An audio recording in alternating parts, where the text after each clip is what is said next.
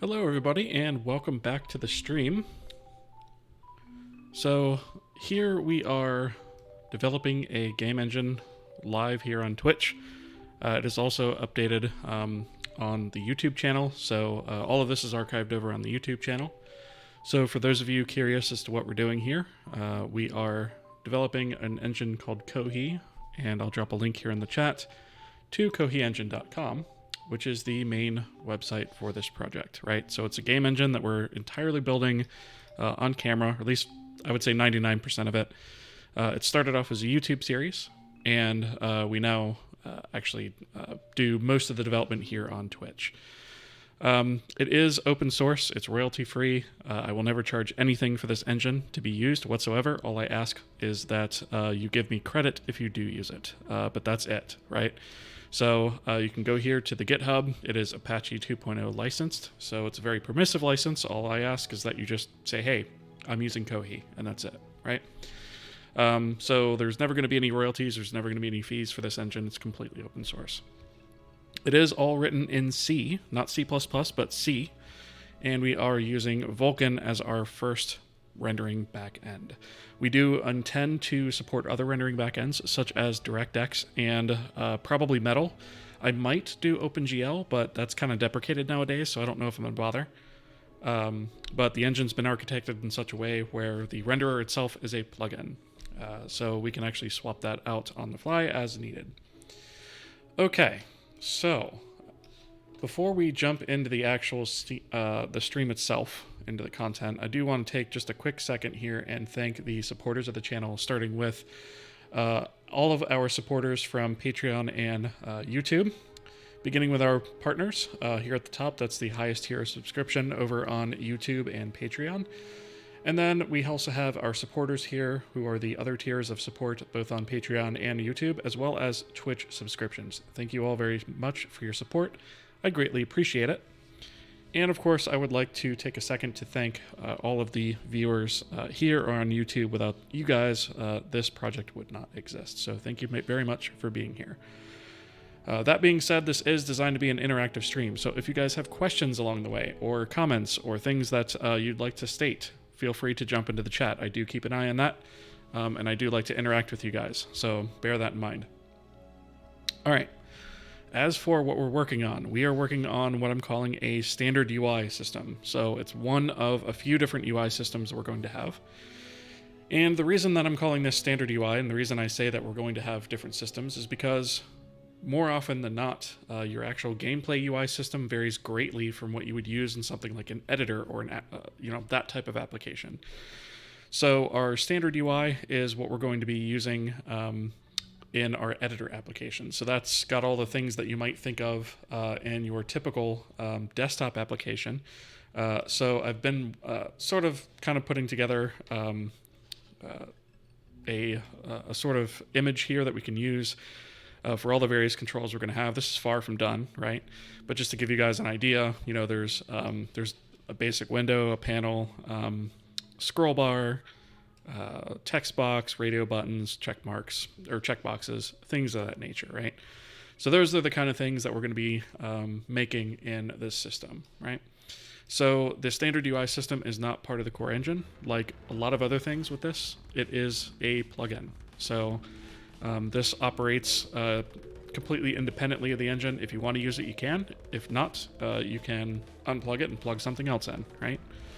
And that's the whole theme behind this engine, is we want to make things as modular as possible and sort of plug and play as you go. Okay. So last night we sort of left off with setting up these renderables to be rendered, right? So a renderable, to recap, is basically just a diffuse color, an instance ID for a shader that we're going to be rendering it with, frame number and draw index, just to make sure that we only update these things once per object per frame. And then we also have the geometry render data that goes with that, right? So we have a collection of those. Here is our renderables within this UI render data struct here. And then we have the UI atlas, which is what I was just showing here. Oops, wrong window. This one. And that's what I was just showing here.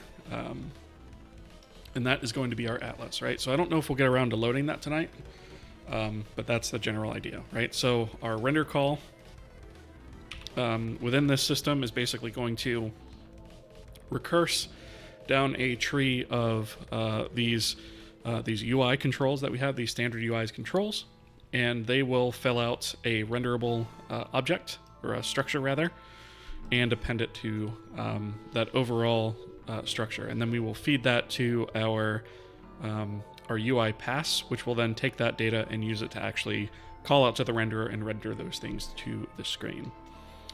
So this is sort of a first pass at this design. We're trying it out to see how it works. If it doesn't work, we can always try something else. That's the beauty of this. A lot of what we do here is experimentation. So, all right. I believe last night we actually had everything compiling. I'm going to go ahead and just, for the sake of completeness, I'm going to clean and do a debug build. Whoops. Just to make sure. Because I think we were compiling last night. Yep. Okay. And then I'm going to go ahead and I'm going to debug, right? So I'm just going to pull this up and run. And we'll see what happens. Looks like we had some errors there, so let's examine that. Okay, so it looks like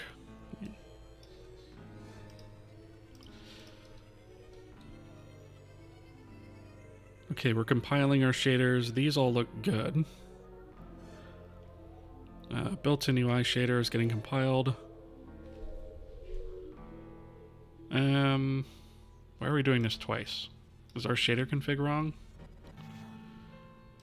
Uniform location called with invalid shader. I think this is probably the issue. Thinking that's probably a copy pasta. So that's going to be in the UI pass. Let's see. When we stand this up,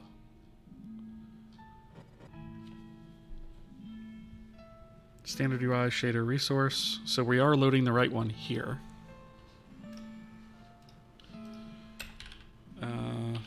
Standard UI. Let's look at the shader config. Yeah, there's the problem right there. So I thought we changed these last night, but I might have actually overwritten them by accident. So let's do... we don't have the built-in anymore. Let's see, what are we using for that, actually? So we have shaders... I think we're just calling it standard UI shader. Works for me.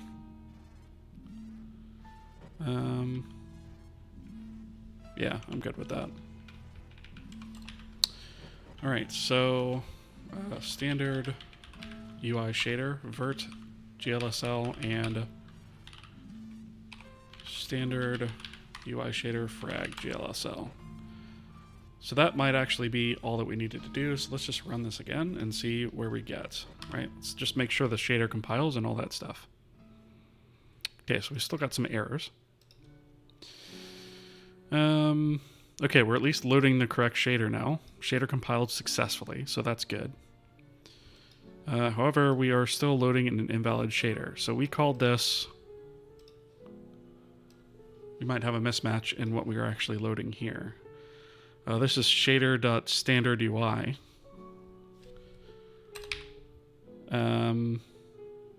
Did we actually... Did we name the file wrong? So we have...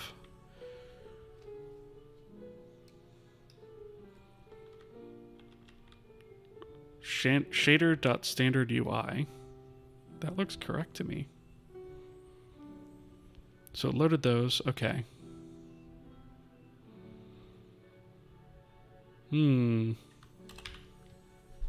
Well, it had to because it compiled them, right? So that I know loaded correctly.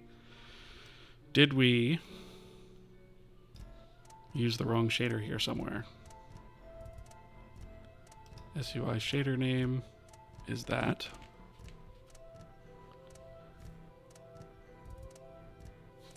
You know what? Let's go ahead and debug. Right. So I'm going to pull up UI pass initialize, and let's start here. All right, so we know that we compiled the shader, right? So the shader name that we are getting is shader.standardUI,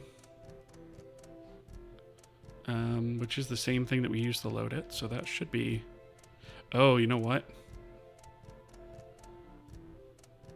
Yeah, this is actually wrong because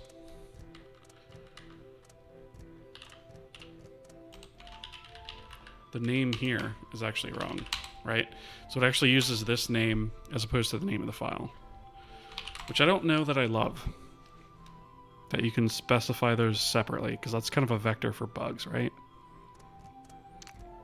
I might actually remove the ability to have a name in there, but for right now, let's just roll with it. All right, so let's launch this again. Okay. I'm just going to step over these really quickly. Let's see. Okay, so we got the shader that time. And it looks like that solved the problem. Great. Okay, so we'll go ahead and continue, and the application runs. Now, obviously, we don't have any UI objects hooked up yet, but at least we know that our shader resources are loading up correctly, right? So that's good. Okay. So the next thing that we actually need to do is we actually need to load this texture, right? Which I don't even actually have saved yet. So let me go ahead and save that somewhere on disk. So I'm going to put this under my Kohi folder. I'm just doing this off screen real quick, so I don't potentially dox myself, right? Okay. Put this in assets, textures, and we're going to call this, we're going to call this standard UI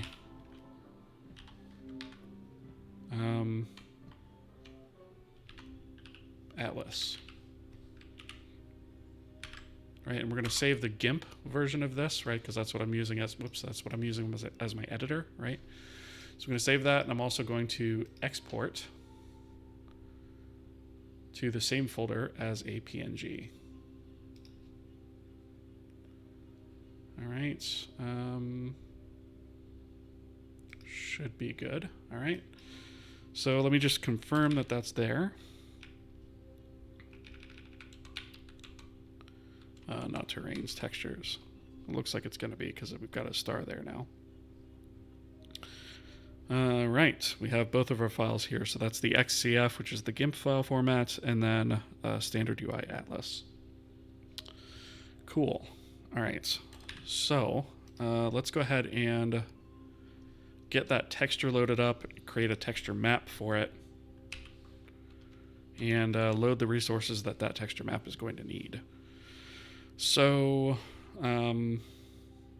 let's see, we have internal data. I think it's where did we store that here? Did we store that here or in the UI system? I think that might actually be in the UI system.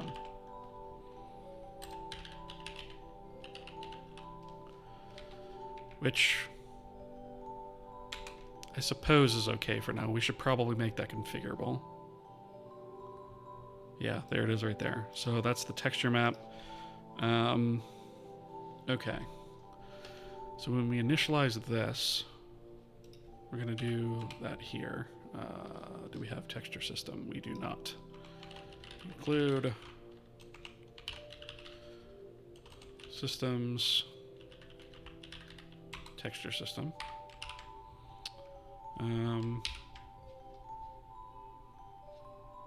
We don't actually need to save off the pointer because we can actually just do that as part of the texture map. So let's do texture Atlas equals texture system. Let's see.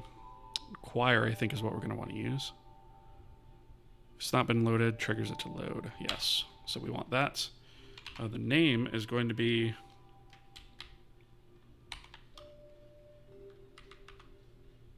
I thought I had that copied. I guess I don't. Standard UI Atlas. Right? And then auto release. I'm going to say... I'll start off with true. We might not want that to necessarily auto release. I'm not sure yet. Right? This really should be the only texture reference we have to it, so we should be okay to do that. Okay, so texture.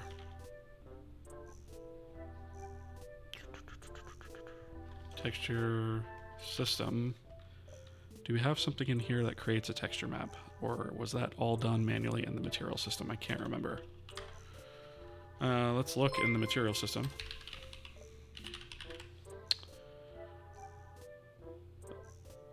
Luth, thank you so much for the follow. I appreciate it. Hope I pronounced that correct. Welcome. So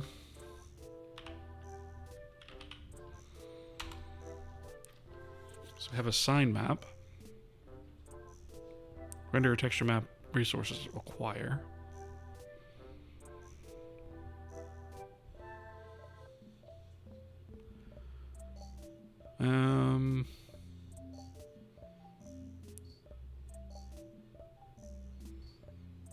Okay, so it looks like we're actually creating it here. Looks like we have a configuration. It's been a while since I've looked at this code, so I kind of have to refresh my memory on it, right? Okay, so first and foremost, if not Atlas,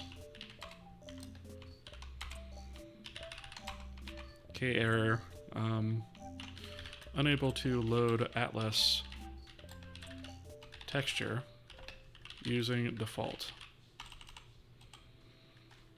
Default. All right, and this is going to give us basically that that checkerboard texture. Get default texture, right? So we don't really want to crash the engine here. If this is the case, we just want to fall back, right? And the default texture is generated in code. So that's a safe fallback, right? So if we see that, we'll definitely know that something is up. All right, so let's see. That's if we don't have an Atlas, or if we don't have the texture, rather. The next thing I'm going to do is, I guess I'll just do manual configuration of the map here. So type state, texture map. Was it texture map? No, that can't be right. UI Atlas, there we go. So we need to fill out all of these things. We can set the repeat U. You know what? I'm going to take a convenience pointer to this, actually. So texture map equals. That way I don't have type state UI Atlas repeatedly, right? I can just say map repeat U equals map repeat V equals map repeat W equals repeat. Do we want to repeat? I don't think we want to repeat. Probably want to clamp to edge is what I'm thinking here. Right? So we'll clamp to edge, and then we'll say map filter minify and map filter magnify equals filter, and in this case we're going to use nearest neighbor, and that's because we kind of have this pixely looking texture, right? And so we're going to kind of keep that pixel art look to it by using nearest neighbor filtering. And then we can say map texture is equal to Atlas. right? Okay, so we've got the texture. We've got all that configured. Now we actually need to go to renderer, texture, map, resources, acquire. And we're going to pass map, right? And we're going to check that. And if it fails, if it fails, in this case, if we can't acquire resources, I don't think there's really much we're going to be able to do, right? We're not going to be able to render our UI system in that case. So that is an error. Unable to acquire texture map resources.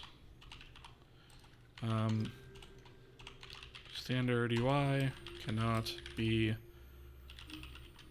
initialized. Okay, so in that case, we will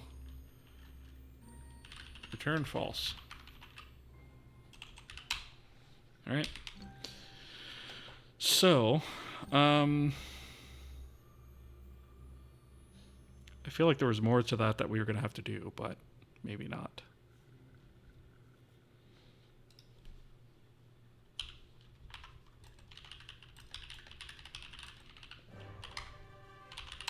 Okay.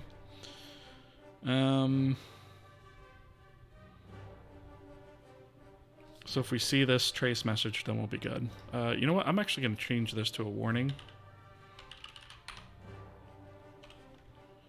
If I can spell.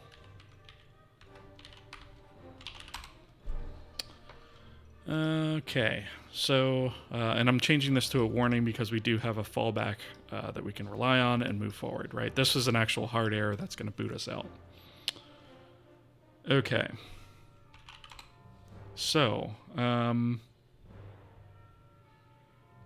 Shutdown, we probably ought to handle this as well. So, let's see. If we... What are we doing for materials? Do we...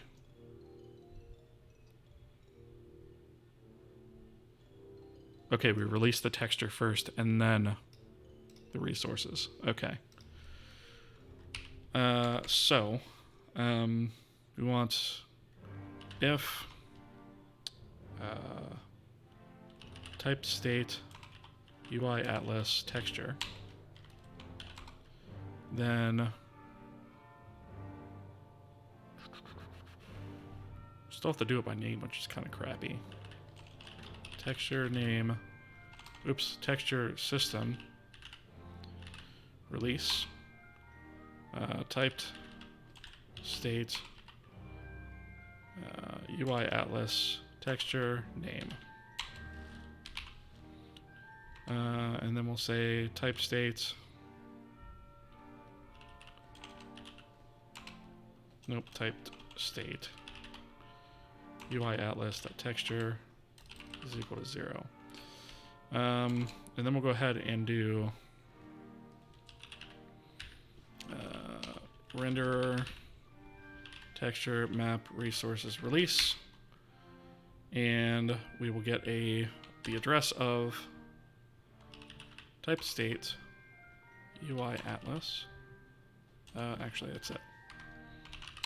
Right? I don't think... Yeah, these return void, I think. Yep. There's no point in checking them anyways. It's on shutdown, so who really cares, right? But at least that'll release the Vulkan resources that are held by it. Okay, so we have that. We're destroying every control that we have. So I think we're good on that front. So we have the texture map loading. I guess, you know what?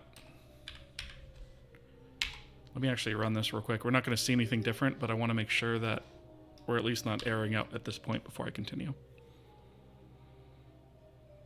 Yeah, looks like we're good. Successfully loaded texture standard UI atlas. So there it is. It's loading into memory, so that's good. Whoops. Yeah, we did miss something.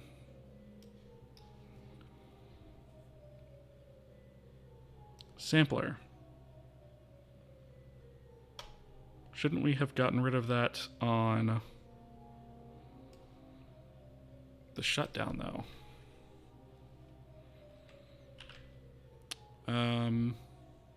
That's going to be standard UI system. Shutdown. Should have gotten rid of it here. So let's investigate why that's not being released. Right. Oh. Well, that might be why, because that never even got called. Okay. That's neat. Why are we not shutting down the standard UI system?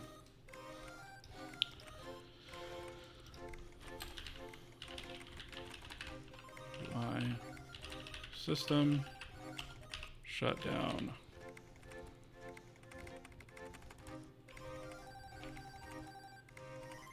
When we register this,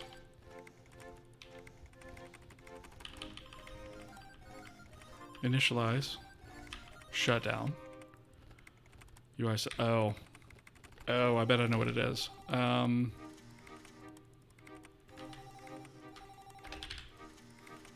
bet we're only doing this for known types, aren't we?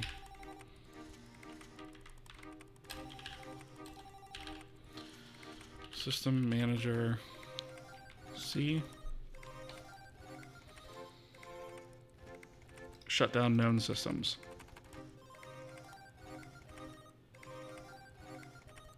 Okay.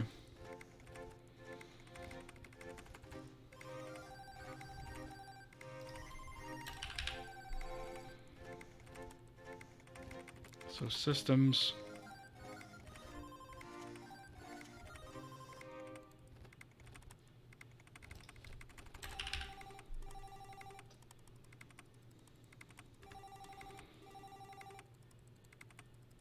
So known type max is 127.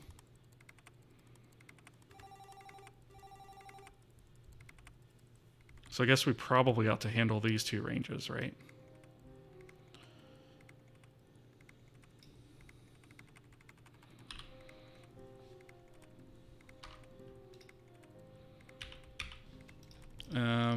All right, so let's do...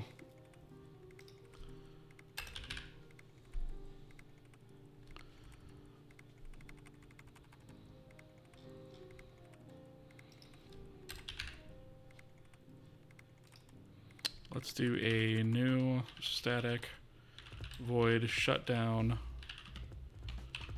extension systems.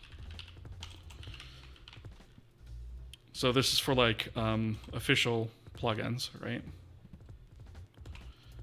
Systems manager state.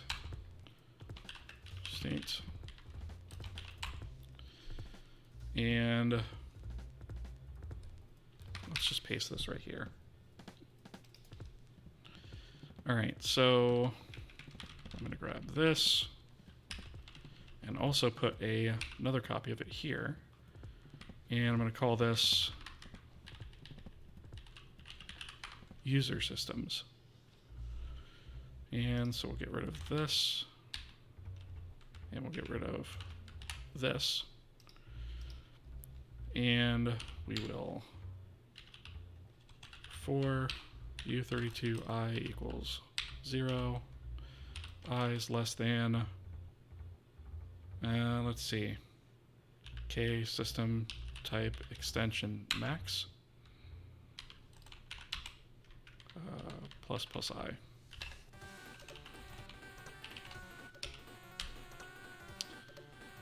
Okay. And actually, instead of 0, this is supposed to be k system known max. Right? So we'll loop that range. And then this is going to be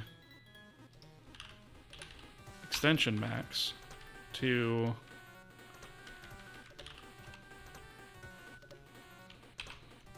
I think just max, right?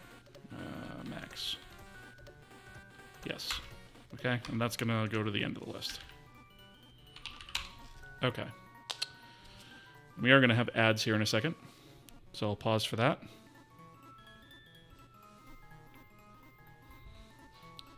And for those of you who can still hear me, I like to pause the stream for ads. So Twitch gives me a timer where it says it's running ads.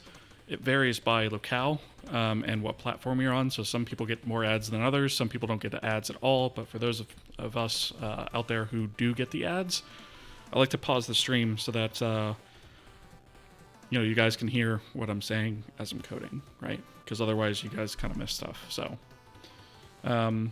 this ad break is 2 minutes. So we will continue in about a minute and a half, a little under.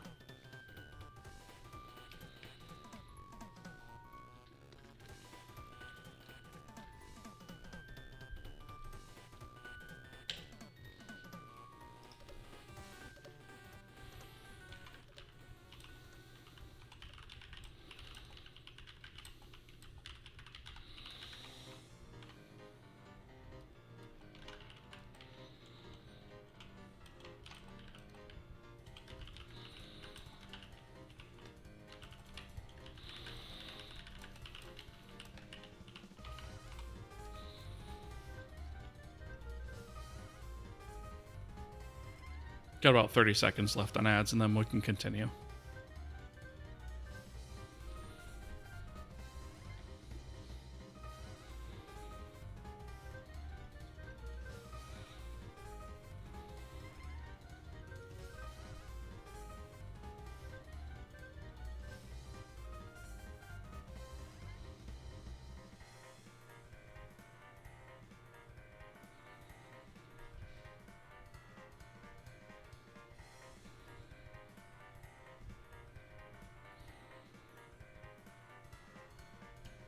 All right, we are back. So I'd like to pause the ad of the stream rather during ads, so that anybody that does have ads running doesn't miss any content, right? So that's what that is.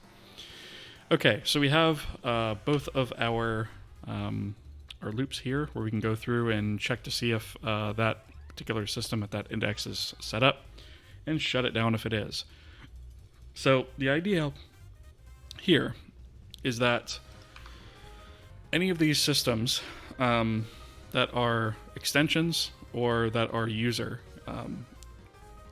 systems aren't going to be order dependent, right? So there is order dependence in terms of how we stand up and shut down the core systems or the known systems that are the ones that are internal to the engine. But the ones external to that should not rely on that, right? Other than the fact that the known ones start up first, right? So in this case, what we're going to do is we're going to say if state systems, and we're going to say sub I. And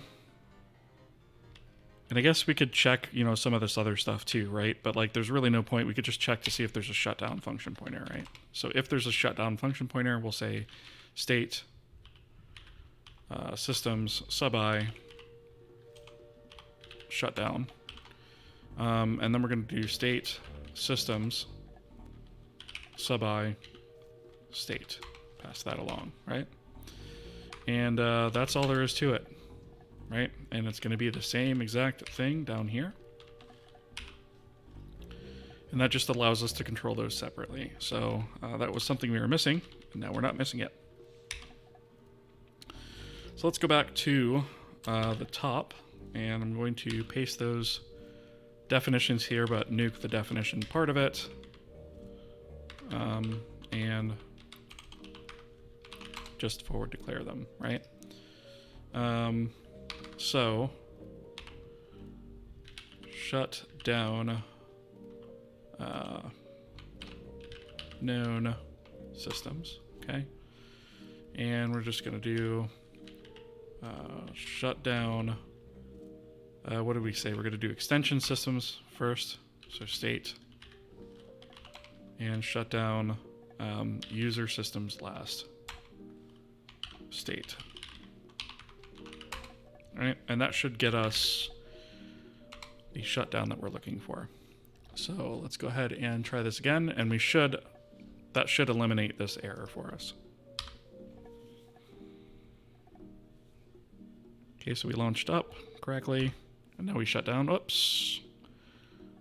What do we have here?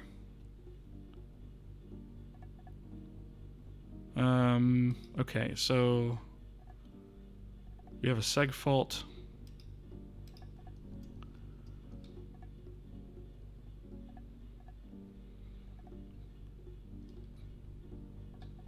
What did I miss, right? So this is going to be 127 is where it's going to start, right?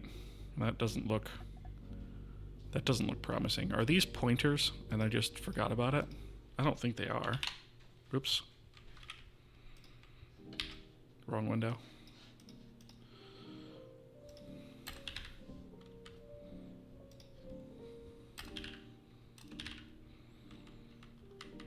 Should just be...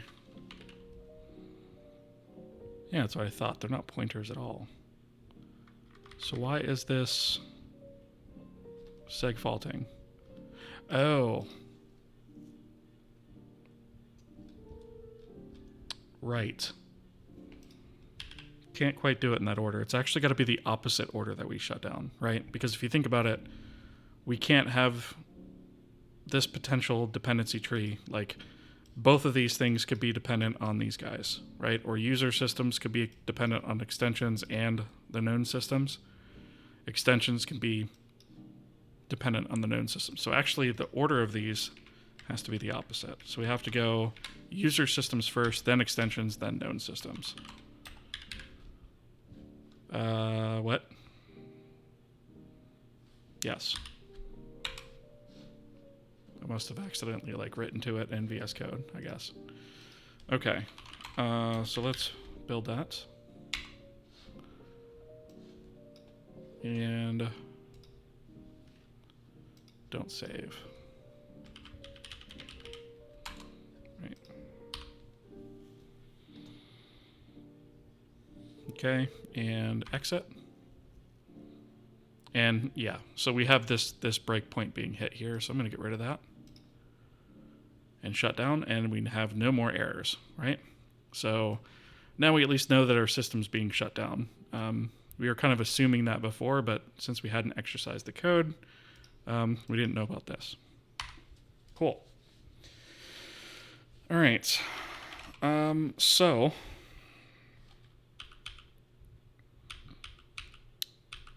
now that we've had that little distraction,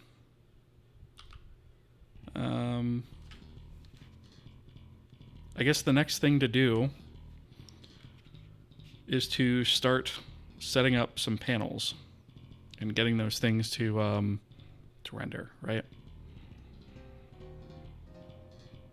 I believe we actually set up our pass already to do this.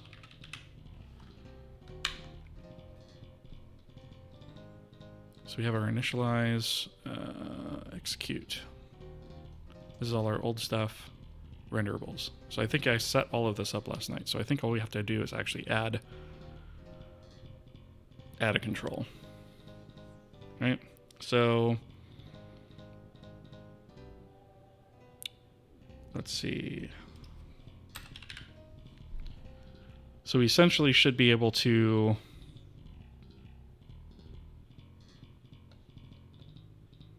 create a panel and load it and then register it. I'm not sure if it has to be in that order yet off the top of my head, so I guess we'll find out. So in testbed main, in our application initialize, that's probably where we're going to do this. Right around we're doing all the UI stuff, right? So this is all UI.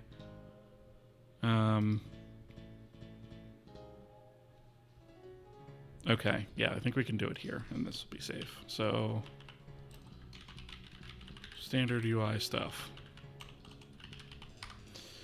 Do we have our standard UI in here? Yes, we do. Okay. Well, actually, we would have had to register the system. Okay. So, SUI panel create. We're going to name it something super imaginative. Test panel. And we need to actually store this somewhere. So we probably ought to go to here, which is our game state. And where do we want to put this? I guess let's go all the way to the bottom, right? We'll put struct SUI control test panel, right? And I'm going to have to also forward declare SUI control as well. So struct SUI control, right? And we're just forward declaring that, so I don't need to actually include anything. And so we will do the address of state test panel, right? And we do return a boolean on this, so we want to check that to make sure that it's successful. Failed to create test panel. Whatever, okay.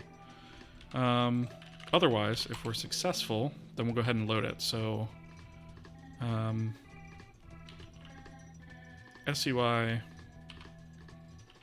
panel load, control load rather. So this is going to be the address of state test panel. And we'll also check that, because that also returns a boolean, so we'll say if that fails. Failed to load test panel. And I'm not going to bother with the unloading right now. I really just am curious to see if this works. So if this is successful, then we'll say standard UI system register control. Oh boy, that wants the state. I should probably save that off to the actual game state, I suppose. But for right now, systems manager get state. We know this is K system type standard UI extension. Right. We'll say void SUI state equals that. So now we have the state. Whoops. And then the control itself is going to be the address of course, state test panel. Oh, that's a void pointer.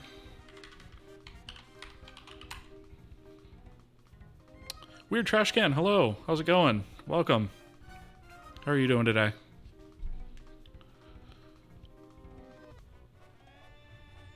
Okay. So we have that hooked up.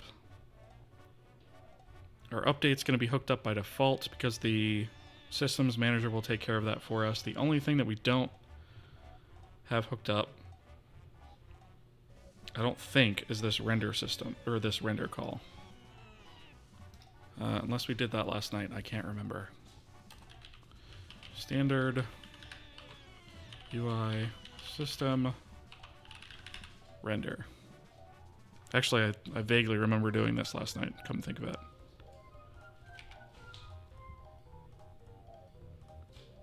Or at least setting up to have it done.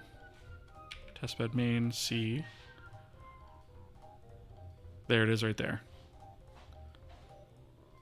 Right, so we do that in the gathering phase to fill out that structure that we have. So actually, I think we're good to go. We should be all set. My cat is trying to make a house out of a carpet in the corner, and it's very loud and obnoxious and weird. Who made you this way, cat? Okay, so let me do a debug build. What did I miss? Field has incomplete type. Oh, I can't forward declare it like that. So I am going to have to include it. Crap.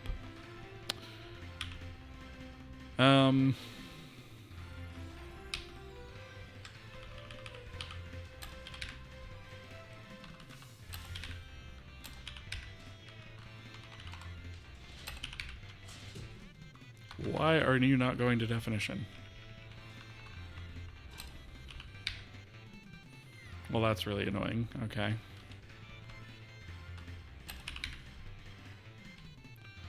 Probably because it's not a complete type. It's bleating about it. So, I guess I'm going to have to include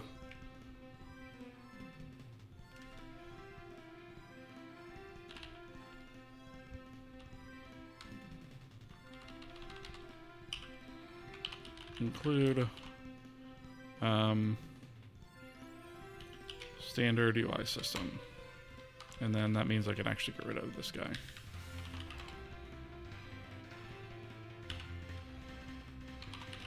All right. SUI state. Oh, I call it SUI state instead of state. That's why.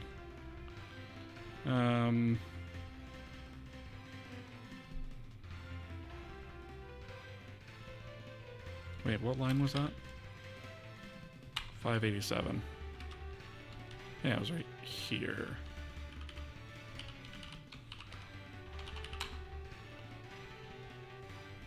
Yeah. Okay. So we built. That's awesome. Doing fine, procrastinating like hell, but fine. Yeah, I totally get that. There was a crazy rainstorm here, so power went out. Oof. You managed to study just now? Well, I mean, I guess in a way that kind of kept you from procrastinating, right? Fighting with the headers, so boring. Yeah. Do you mean like circular dependencies and stuff like that? I always try to make it a rule with very few exceptions to not include headers and other headers wherever I can. Obviously, as you just saw, there's an example of that, but it's in like test driver code, so I'm not worried about it. Okay, I built this, right? Yeah. Let's spin this up and see what we actually get.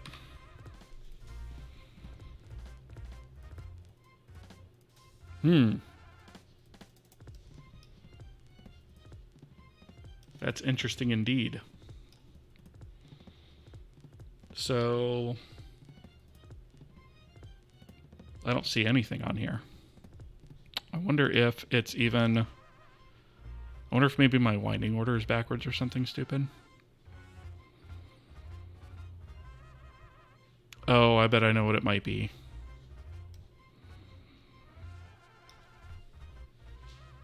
Okay. Because I doubt, in fact, I'm pretty sure... Actually, are we... Did I bind the texture?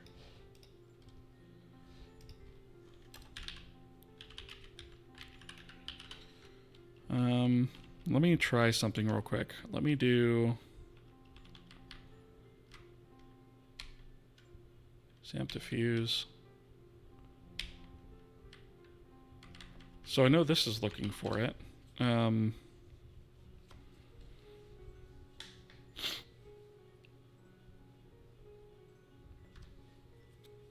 suppose I could try just like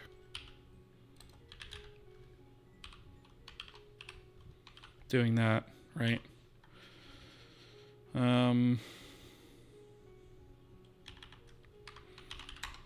I don't know if that's going to completely make it poop itself or not, but let's find out.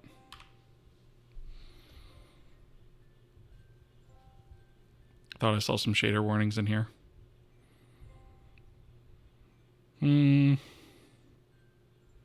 Just unused stuff. Okay. Failed to create test panel.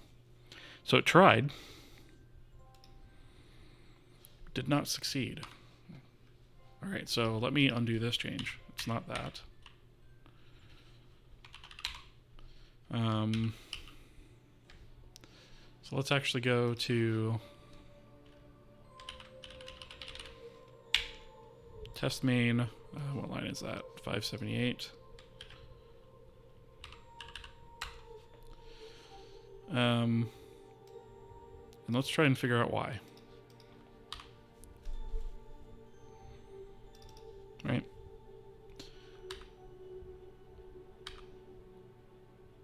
Okay, so the base, I wasn't expecting it to fail there.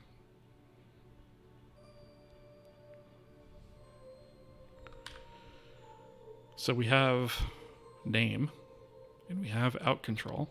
So why is that failing? Oh, that's supposed to be not out control. New mistake. So that's going to be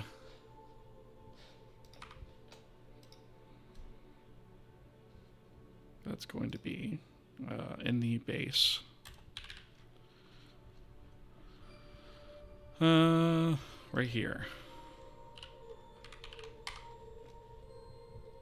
Let me make sure I didn't. I did that. Wow, I did that on every single one. That's awesome. Okay.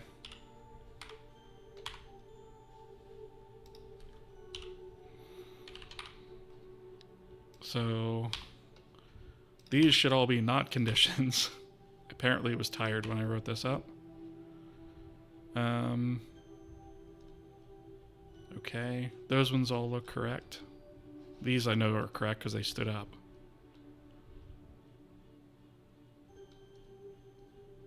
All right. Let's just assume that that's it for right now.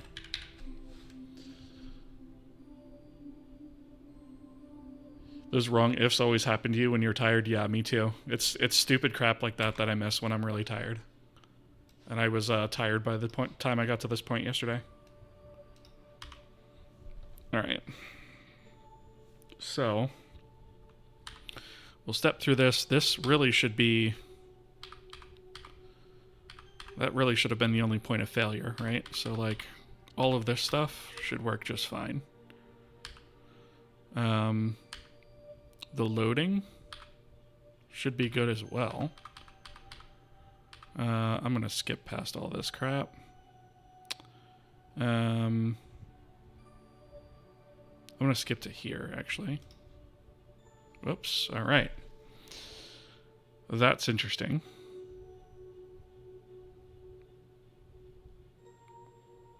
So this tried to load a material resource, which is actually wrong.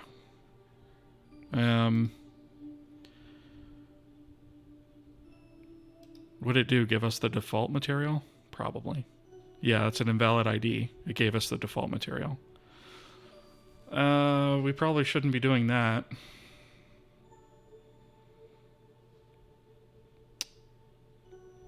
Okay, so geometry system acquire from config.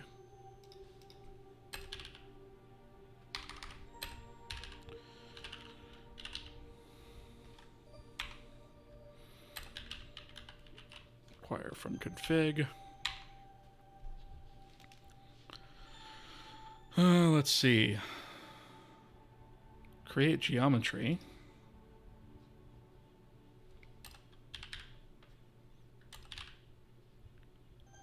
Render geometry create, render geometry upload. Here's the material bit. So string length on material name, which... Do we even have... We shouldn't have actually had that, unless for some reason it's filling in a default name. So let me actually go to geometry system, acquire from config. I want to see breakpoint here.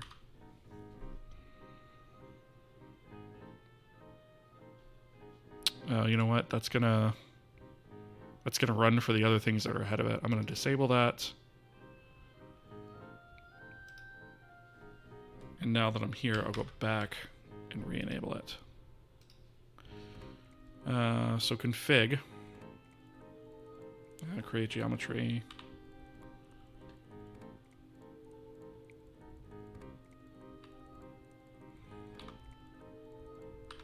So we upload the geometry correctly, so that's fine. Material name. That is full of rubbish of some sort. But it's going to give us a non-zero material name. So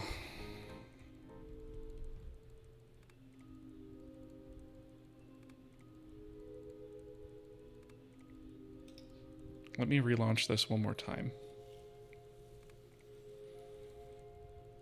So the config name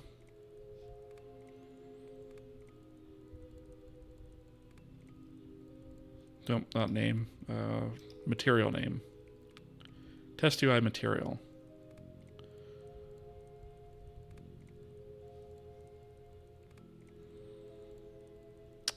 Is that I think that's the first thing that I didn't actually want. Yeah, okay. So that first one was legit. The second one,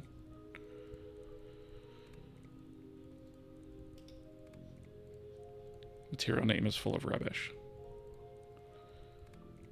Okay. So I think what we're going to have to actually do is we are creating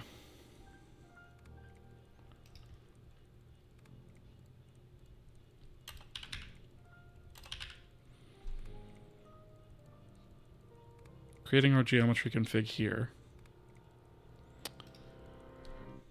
I think we can get around this by just doing this. Right, because this actually contains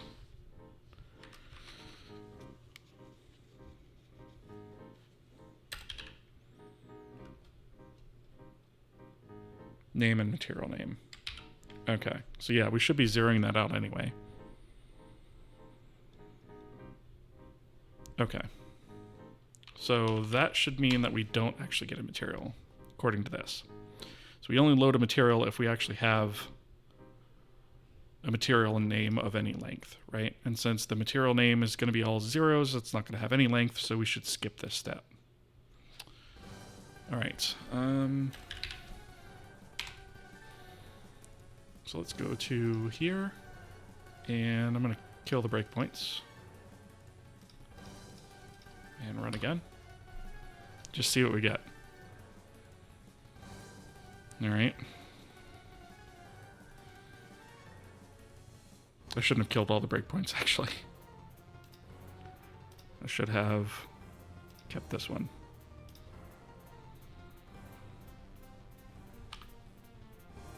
We know the create works. The control panel load. I'm going to skip all the way to here.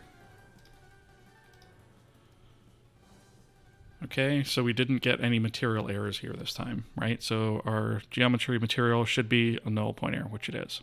Cool. Okay. All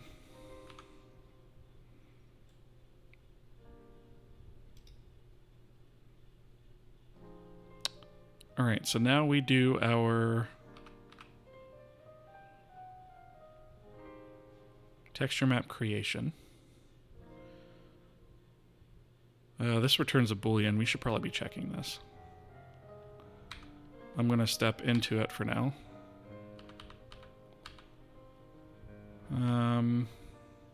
Just to see.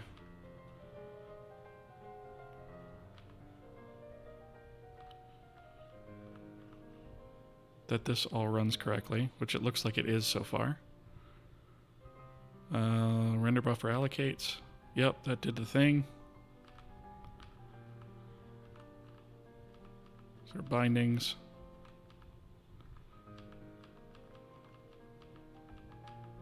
Right. Got these. Allocation of descriptor sets, return true. Okay, so we're successful there. I do need to add a check for that. Okay. So we do have the state here. We register the control.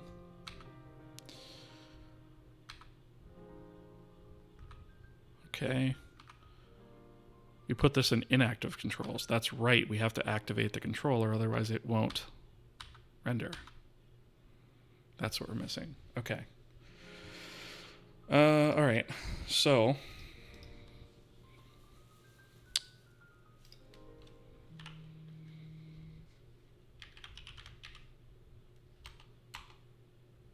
oh, this is geometry system. We want this one.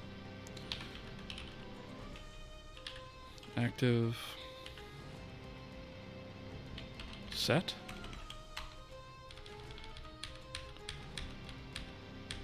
Active controls.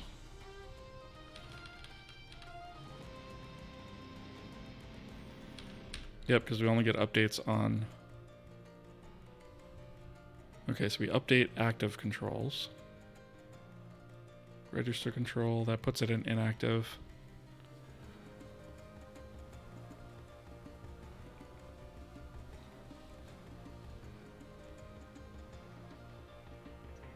Did we actually not provide a way to change that? I thought we did. Did we not? Flavin, thank you so much for the follow. I appreciate it. Welcome.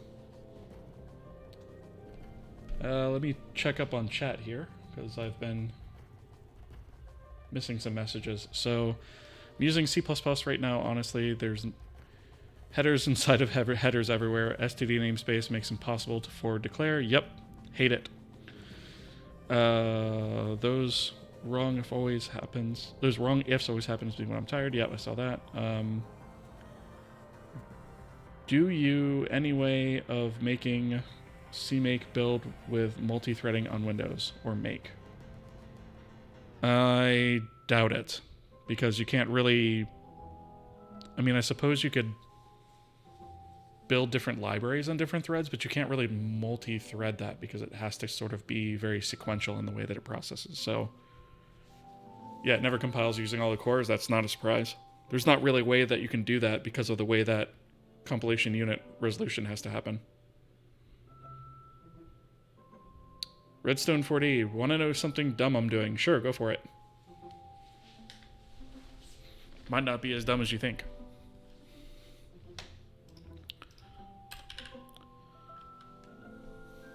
You're making a Python game engine? Hey, you know what? I don't discriminate. If you're enjoying it, more power to you. You know, if it allows you to create something and get a game out the door, go for it with a GUI. You mean like using standard OS interface, that kind of thing? No, it's really not dumb. Not at all. Especially if it's like your first game. Why not? Get some practice under your belt.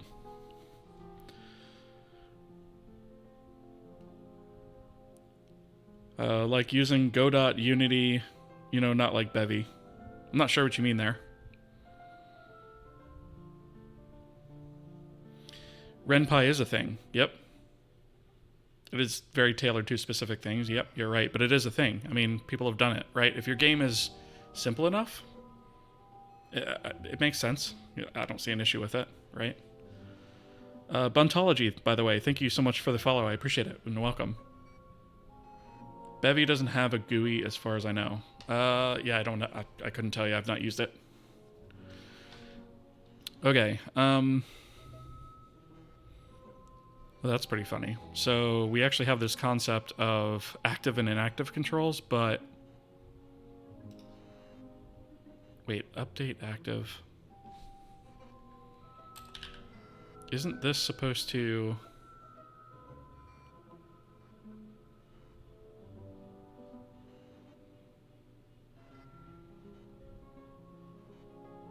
Oh, okay. I don't know if that's really intuitive. I don't know what I was thinking when I did it that way. So you have to set the active flag in the control and then call this to actually update it for you. It's not super intuitive. I'm not sure I'm happy with that, but I'm going to try it for now and see where I wind up.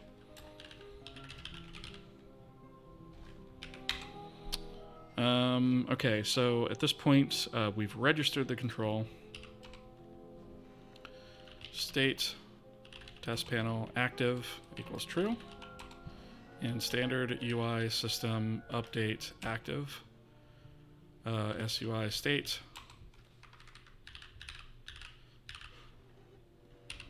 address of state test panel. We should also, these return booleans, I think both of them do, don't they? Yep, so we should probably check that and at least bleat about it if we're not going to do anything about it.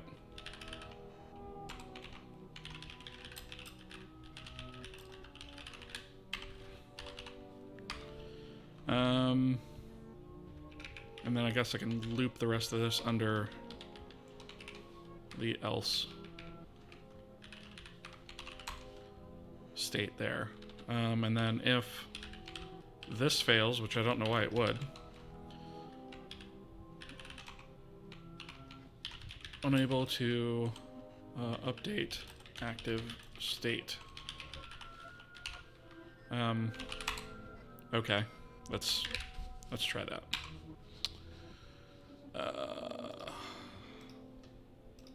Run.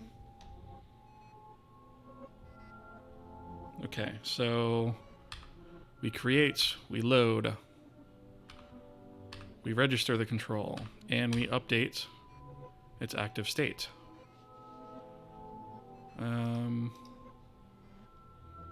Why did this pause here? Oh, I guess because I jumped over. All right, so let's hit go and see what happens. Okay. So I didn't see any errors, but we're still not drawing. So we're missing something. So the next place we can look, we know at least if we've loaded everything, right?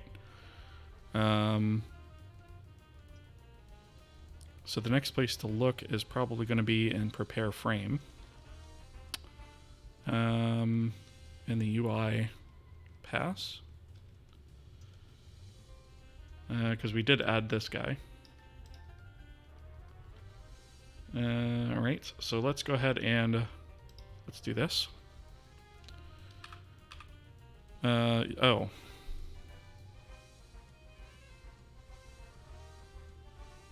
Okay, yeah, we should probably set that up too. That might actually be screwing us in terms of, I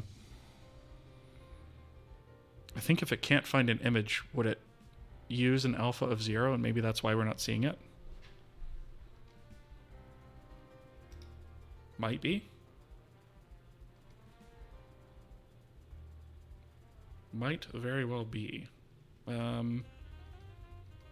Although there's no reason I can't set this within the render method, so maybe I'll go ahead and do that. We're not getting failed to render message, so that's good. So we didn't pass root. We are getting the default root correct. The root does have a render method, right?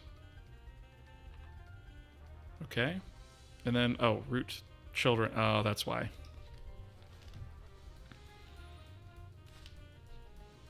That's why. Okay. So that's another thing that we're actually going to have to add to our interface. Is we have this concept of children, but we have no way to add children at the moment. And in this case, we don't actually even create the children array until one's added. So the way I think I'm going to program that is we're going to say if the parent is null, we're going to parent it to the root.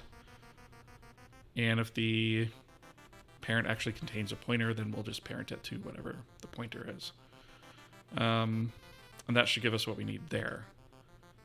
In addition to that, there is no reason that the UI system can't set this, right? Because it's going to have this SUI render data passed to it. So we don't actually need to do that at all. We can do that within the UI system render. Standard UI system. Okay, so...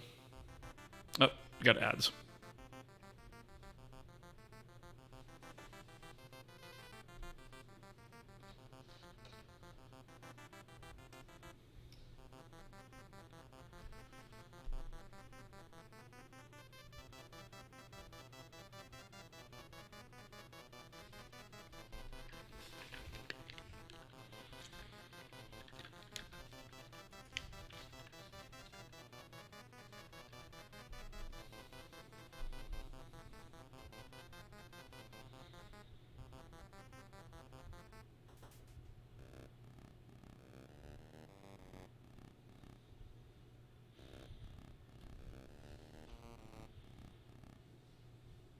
We've got about a little over a minute of ads left.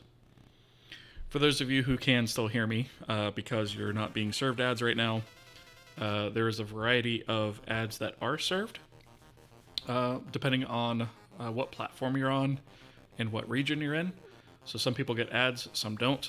But for those that are getting ads, I like to pause the stream during the ads timer, so that way nobody misses any content. So we've got about 40 seconds left of ads, and then we'll get back to it.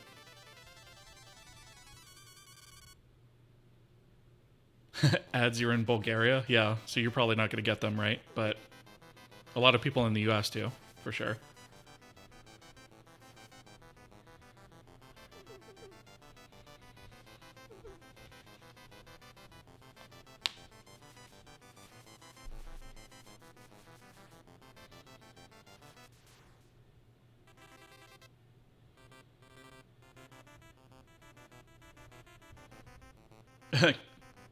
Imagine getting ads right now. Couldn't be me. Yeah.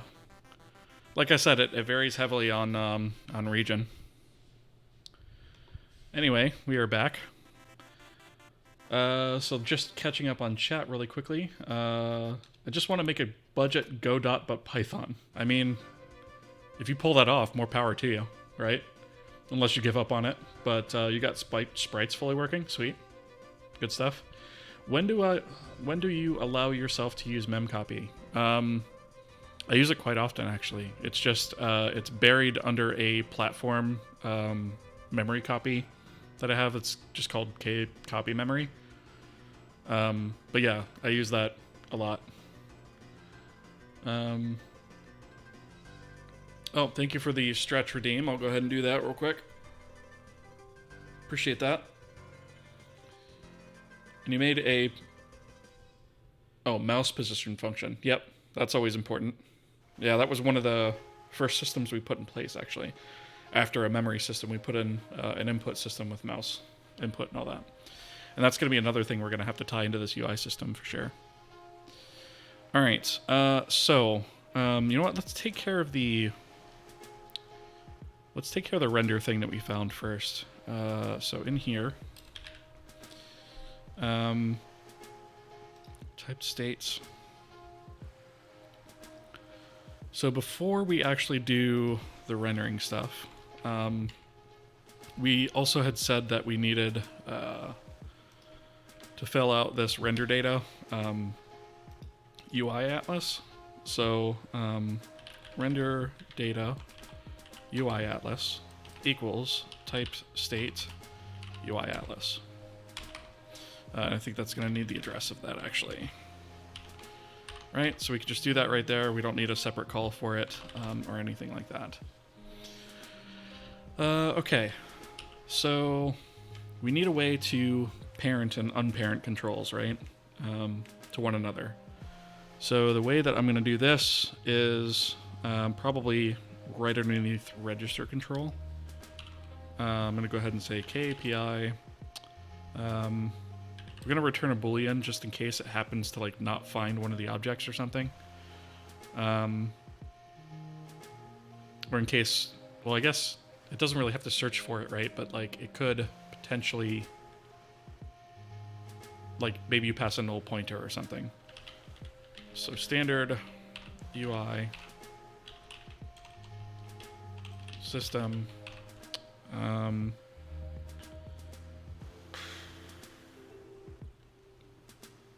Do we want to say add child or set parent? I think add child makes sense. Control, add child. Right?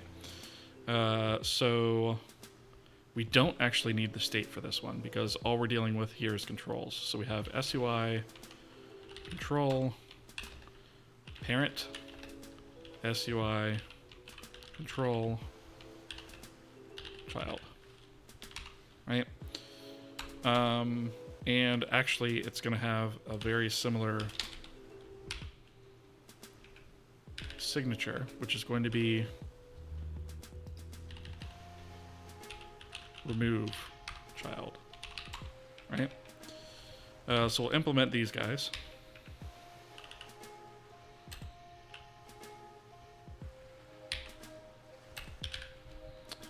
And we'll put those right here.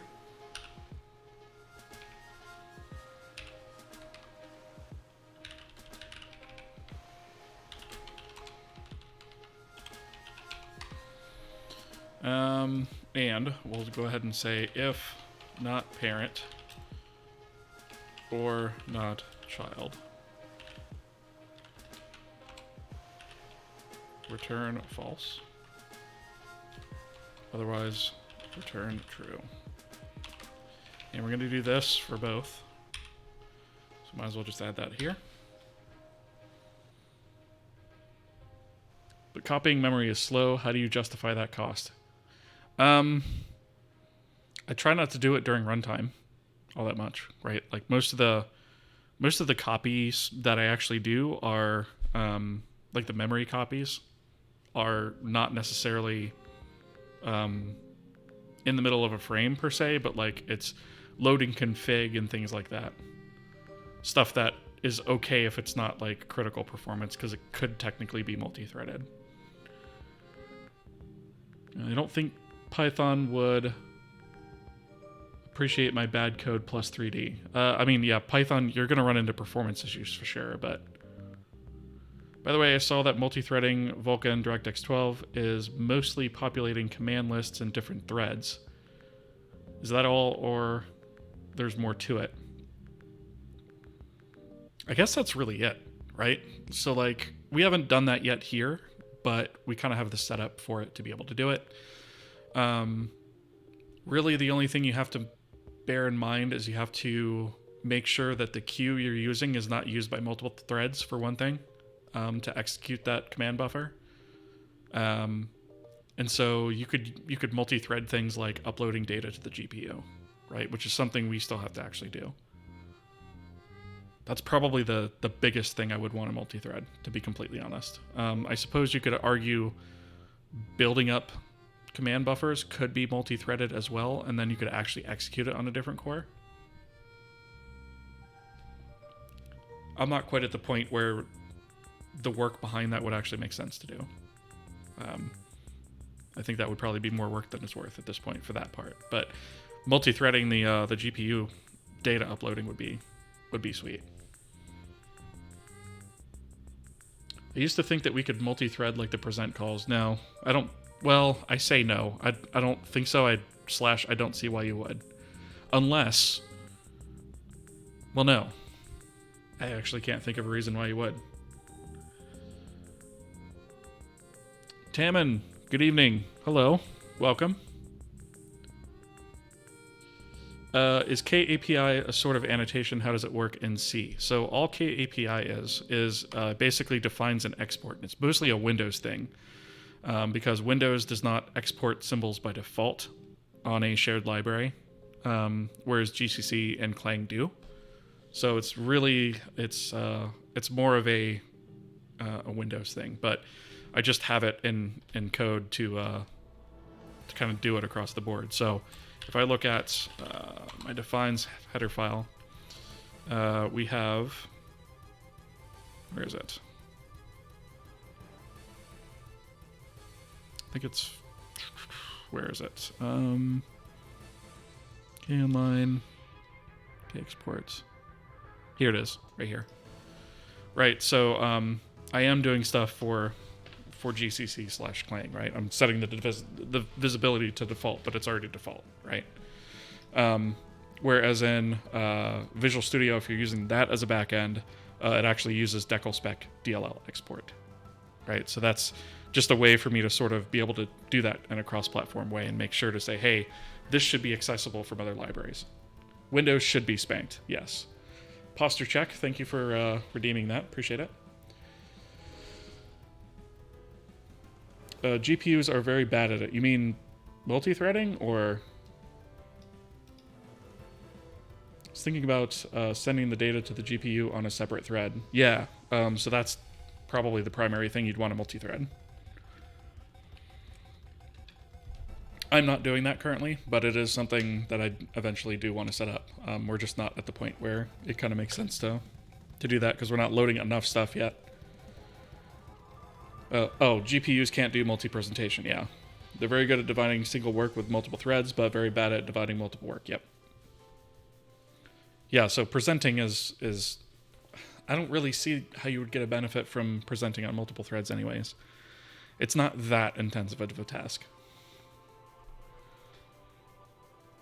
It's certainly not going to be like the performance bottleneck of your engine, right? Okay, so back to this. If not parent children, right? Because we might not have that array. We're going to do a darray create SUI control, right? And that's going to be parent children equals, right? So we'll make sure that that's created.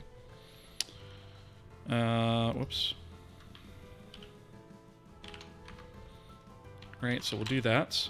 And then, whoops, I don't want that in here. I want it afterwards. Darray push, and it's going to be parent children, and the value is going to be child. And actually, I think I've got this type wrong on here because I think children is an array of pointers, or at least it should be. Yes, so this should be size of SUI control pointer. Okay, so that's all there is to that. Now, I probably should make sure this isn't also added anywhere else. I typed essay by accident. Make sure it's not added anywhere else, essay. So one way that we could do this is maintain a pointer to the parent control, which we might actually wind up doing. And then we could check to see if it has a parent assigned, and if it does, unassign it from its children. We should probably do that. I'm thinking about it, and it's going to come back to bite me if I don't do it now. Let's see. In my head, it made sense in the beginning. Now I see better why I can't multi-thread the present. Yeah. Having a consistent syntax for parentheses and brackets is very hard. It's better to reuse them, otherwise it's difficult because you might have to use multiple of them sequentially to differentiate between the type of usage. Array index versus attribute. Yeah, agreed.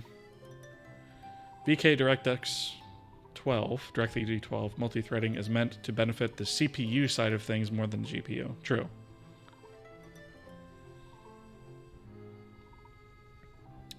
I was reading an NVIDIA article that said it is usually recommended 10 plus command lists, each for a thread. Yep.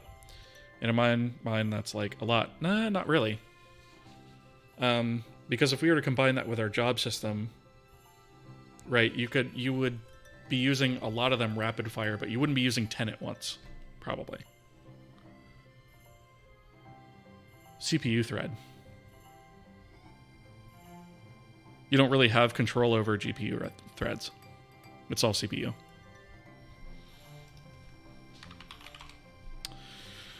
Yeah, I think we're gonna add a parent pointer on here. So struct SUI control pointer parent, right? So whenever we do this, before we actually push this, we're going to say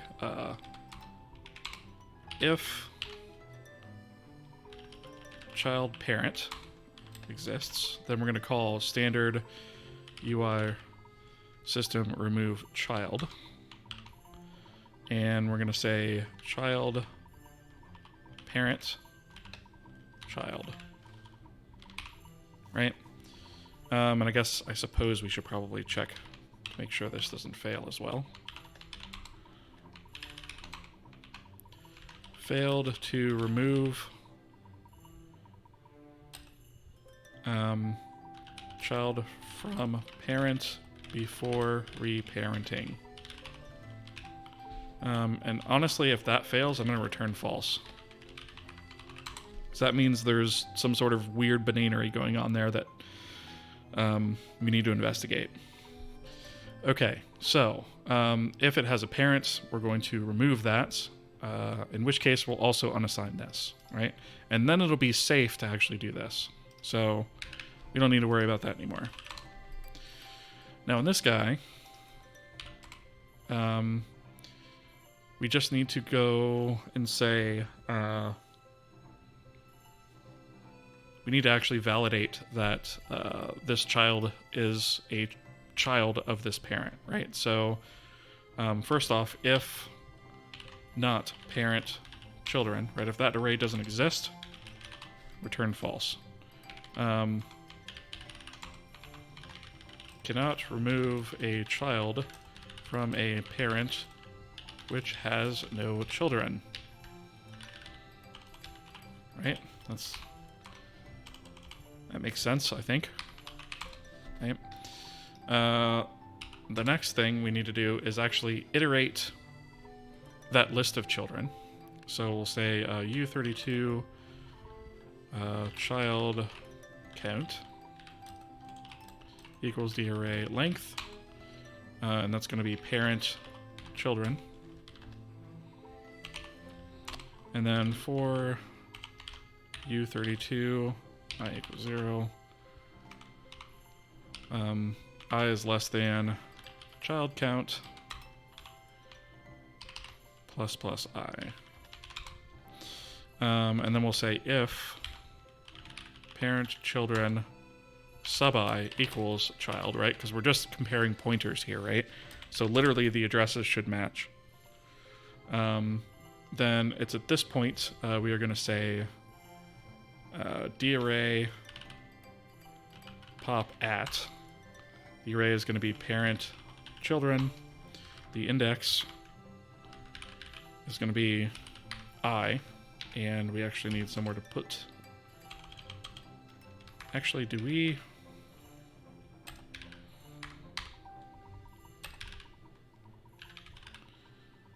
Let me see something.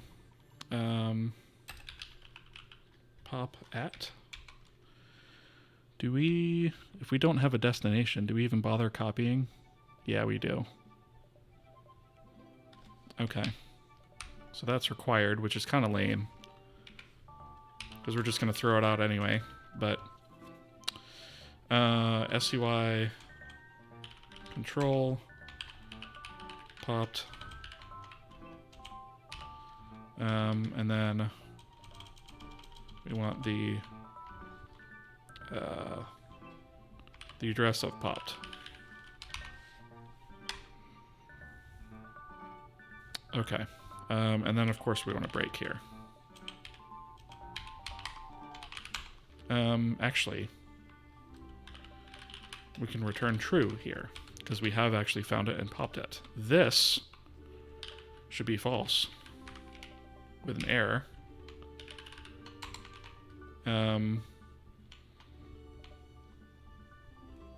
Unable to remove child which is not a child of given parent.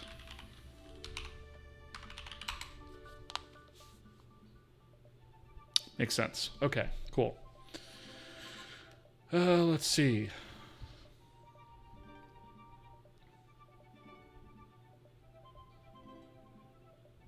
How much data is in a command list? Probably a lot, but I have no idea. That's not really exposed outside the driver. Yesterday, I spent the whole day fighting DirectX 12's viewport because it wasn't rendering the whole area, to just then find out I was missing a call to a Windows procedure and a switch statement. Ouch. Have you heard about the Intel 8259A programmable interrupt controller? I have not. Not familiar with it anyways. Computers have 2 of them usually, but it's only used for PS2 devices and legacy timer clock. That's probably why. Do you remember the name of the function that you were missing? Oh, for the Windows thing. Okay. The command list itself doesn't hold any data. The memory for it is provided by a command allocator, which is the command equivalent for VK. Yeah, that makes sense. It probably just has pointers to all of the data, right? Because all that data is going to be uploaded to the GPU at some point anyway. So it's probably just like run this command that, you know, calls some sort of internal driver function and then using this data. So that actually makes sense. It's probably just a series of function pointers and data pointers. Default window proc. Oh, yeah. Yeah, if you don't call that, that's nasty. It's got to have that fall through. Yep. I've run into that before, too. Just have the Windows procedure return that. Yep. Wonder how many threads you need to get a memory bottleneck. If I remember correctly, it's around 4 threads. Depends on your CPU. Depends on your setup. Depends on a lot of things.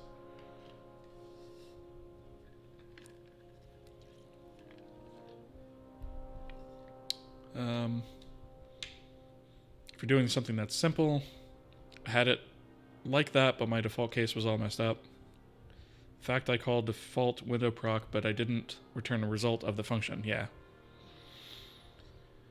What do you mean by memory bottleneck? If your code is designed to avoid cache issues caused by multiple threads, it should be an issue. Yeah, I wouldn't think there'd be a memory bottleneck in that case unless you're like thrashing your memory or maybe thrashing storage. But then storage would be your bottleneck.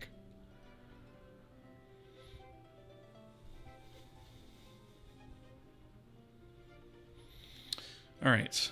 Anyway, so there's one more thing that I just potentially thought of, right? So we're doing all of this management of parent and children here. But when we destroy,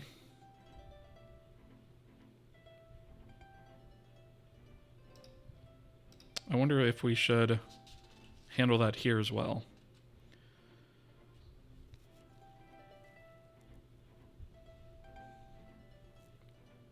Like cascade down.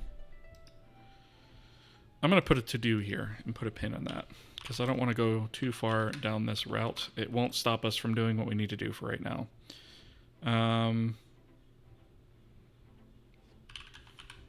Recurse children, unparent, question mark. Okay.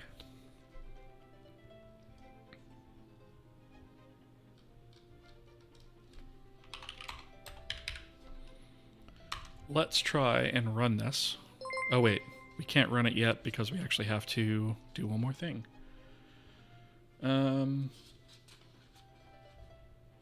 Atnade, I think that's how you pronounce it. If I'm not pronouncing that right, sorry about that. But thank you so much for the follow. Appreciate that.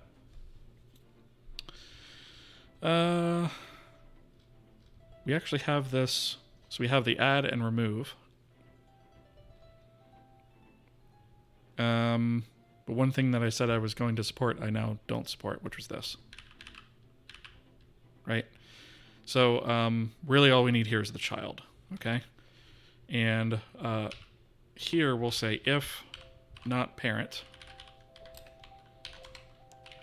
Parent equals, and we need the actual state, which we said we didn't actually need. You know what? Every other function here requires the state, so this one's going to as well.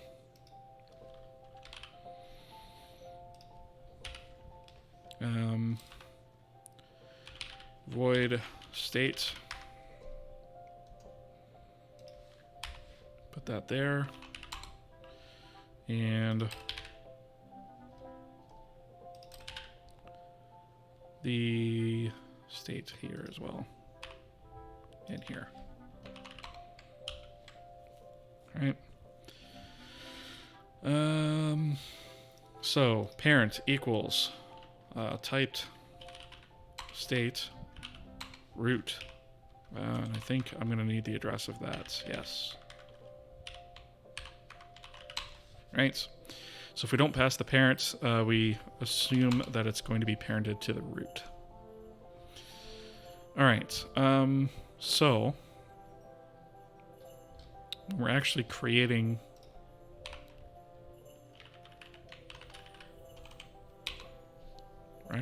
this guy. Before we even load this, maybe we should do it after we register the control, actually. So we'll do it here before we flip it to active. We'll say standard UI system. What do we call this? Add child, right? Then we have SUI state. Parent is going to be 0. And the child is going to be the address of state test panel. Of course, we need to check this to make sure it didn't fail, right?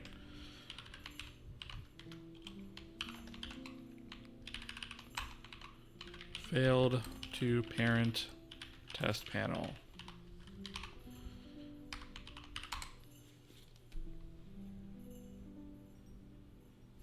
All right, and then add all this to the else.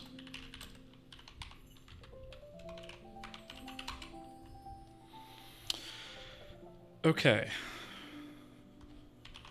I'm thinking I might need to like structure this a little bit differently because I don't like how many checks deep that is. I'm not a huge fan of that. But let's see if it works. Remove child is missing something. That's in 9218. What did I miss here? Oh, this needs state pass through.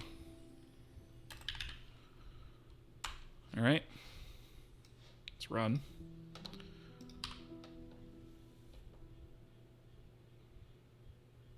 Okay, I'm just gonna continue past this and see what we actually get. Nothing.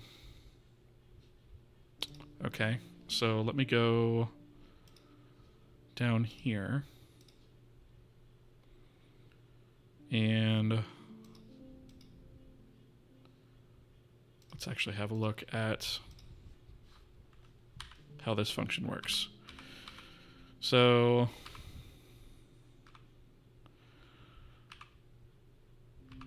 root render, root children should exist now. It does. We have one child, okay. So this is that. This is our panel, test panel. It is active.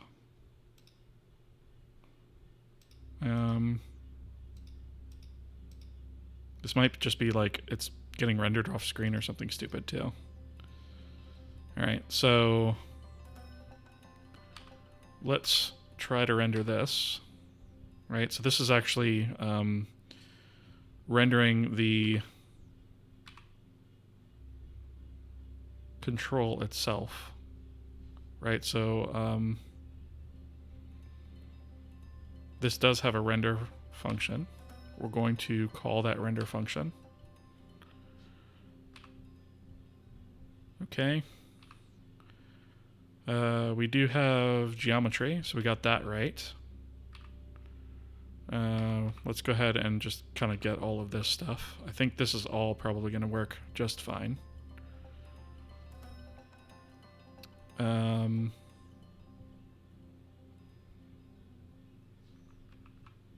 Right. So we have an instance ID of 0, which makes sense because it's the first thing Frame 937, draw index 0, that makes sense. Looks like we have all of our... Oh, wait a minute.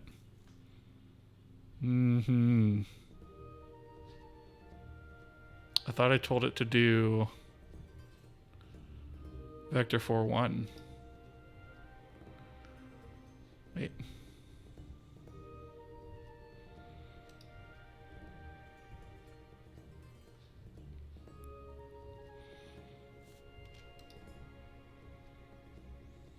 So the render data diffuse color didn't actually get copied over.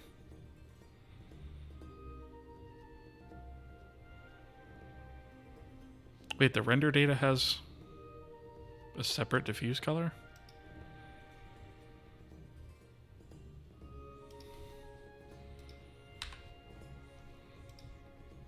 I don't remember adding that.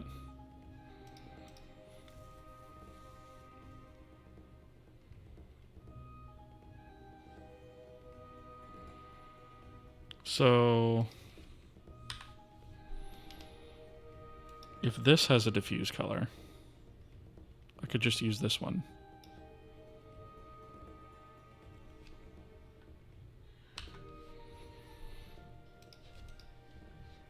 All right.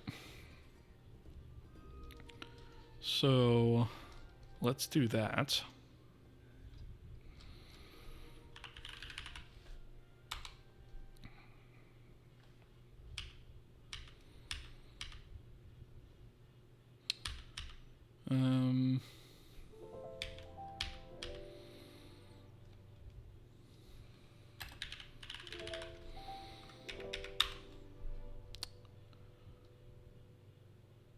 Oh wait, it was the panel render I want. So we actually want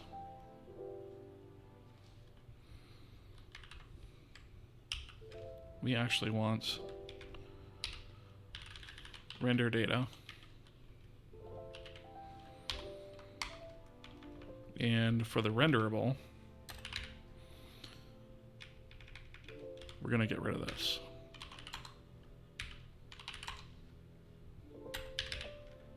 Which I think was used by the UI pass and does not need to be. Okay. UI pass. Yep, so this should be renderable.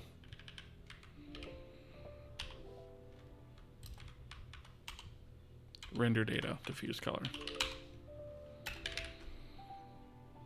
Right. Because that was basically using... Well, actually, I think we were setting it, so maybe it was fine.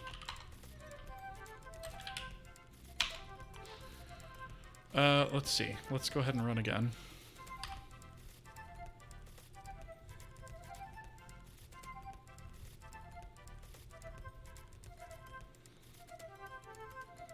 So we know this is working. I'm going to disable that.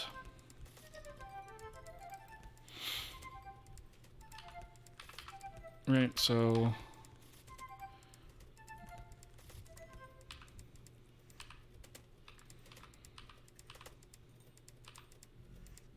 this is going to recurse.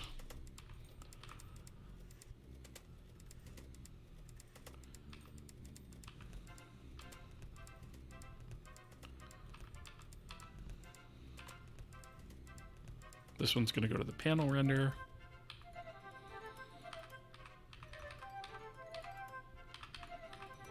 All right, so the renderable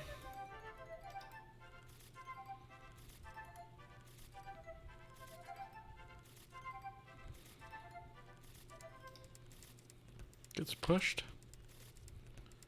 We don't need to step through that. Okay.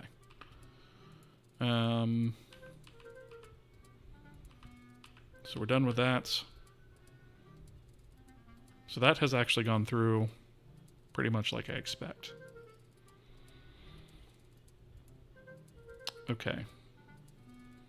So now we need to actually look at the UI.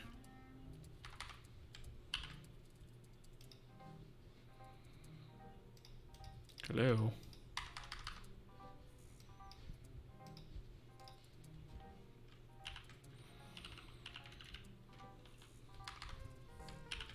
UI pass. Execute. That's what we want. And we want renderables.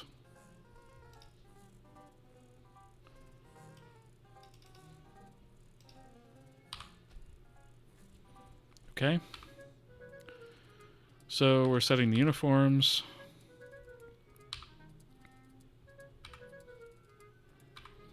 Renderable count is 1. So the instance ID is 0. That makes sense. We do need an update, so we're getting that. We're jamming diffuse color in there. That is white this time, so that should be correct. This is the texture map for the diffuse map, so that should be good. We apply that. Sync the frame number. Set the model matrix, which, what is this actually? Model. There we go. That might be a problem.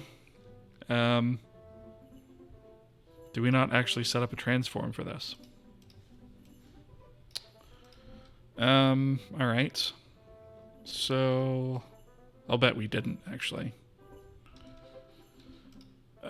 Let's see. So, let's go to standard UI system. And I think we said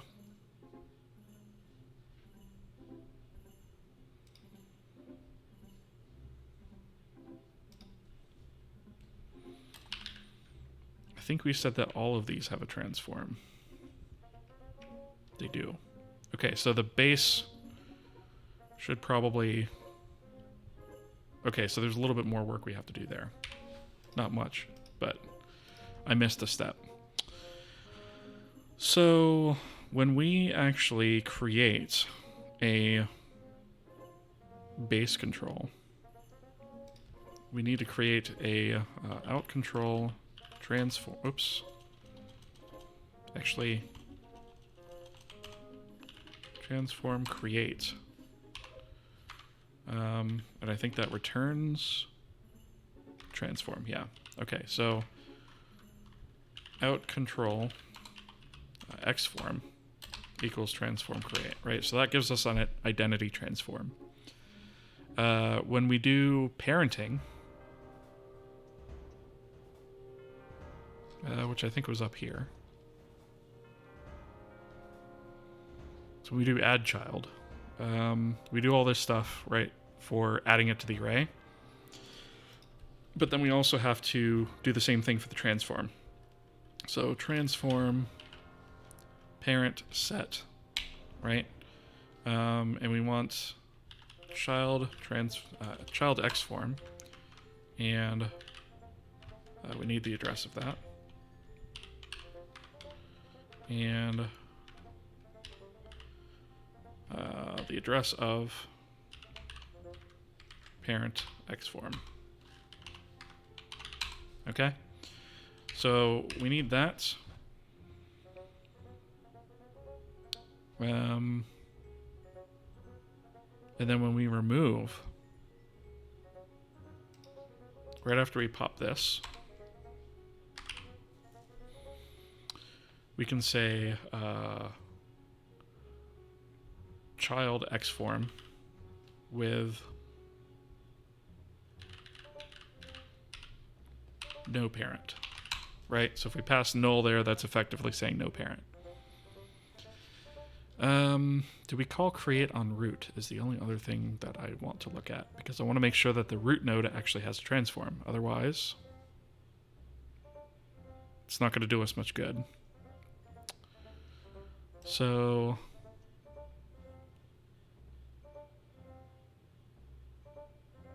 oh, we got an ad break.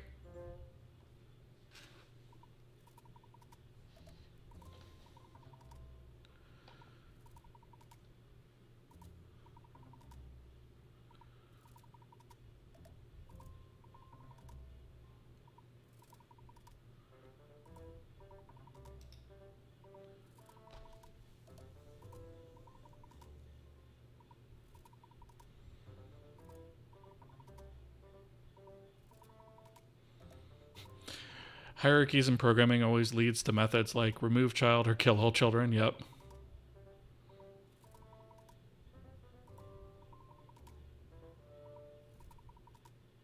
I've actually seen some pretty terrible namings having to do with that too. It seems programming is gaining popularity.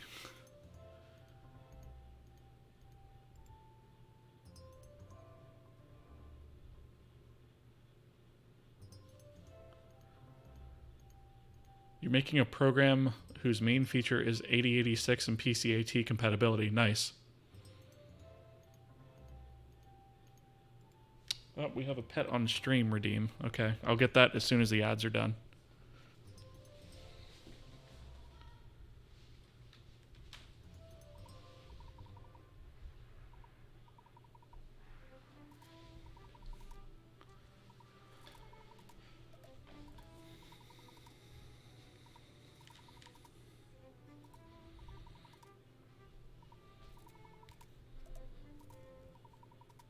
Got about 15 seconds on ads.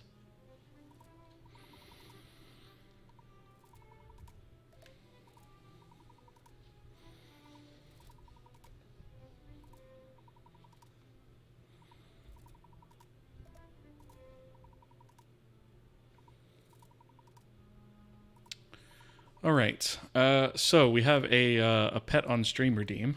So it's been a while since I've actually done one of those. So thank you for that.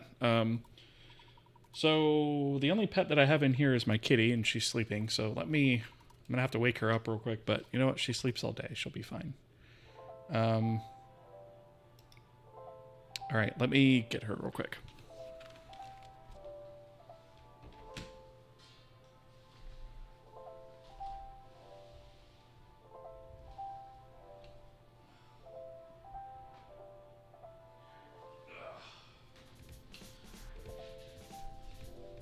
So here she is. This is my kitty. Her name's Pumpkin. I adopted her from a pound 12 years ago. So she's right around 13 years old now. Somewhere around there. Yeah, she's Japanese bobtail.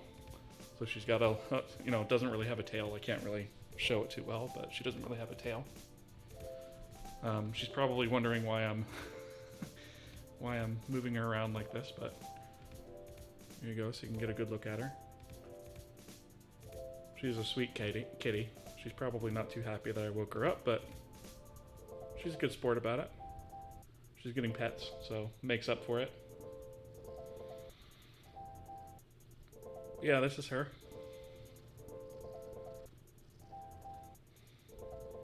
She's my little sweetheart kitty.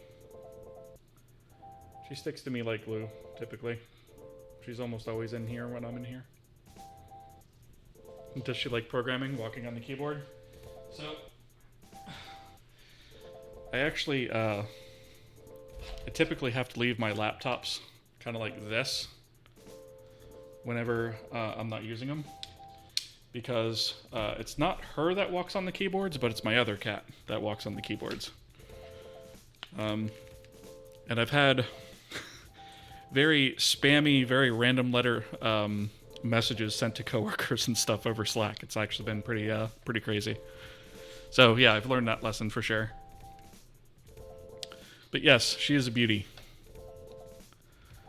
And oh yeah, now she's not gonna stop asking for pets probably. Yeah, so she's actually super photogenic. I don't know if you guys are going to be able to see this.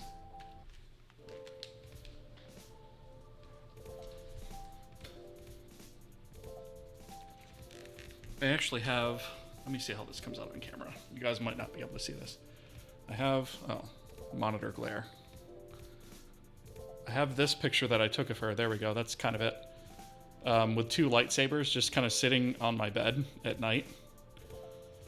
And, yeah, it came out super awesome. I'll see if I can find the digital version of it and post it at some point. But, yeah, she's really photogenic.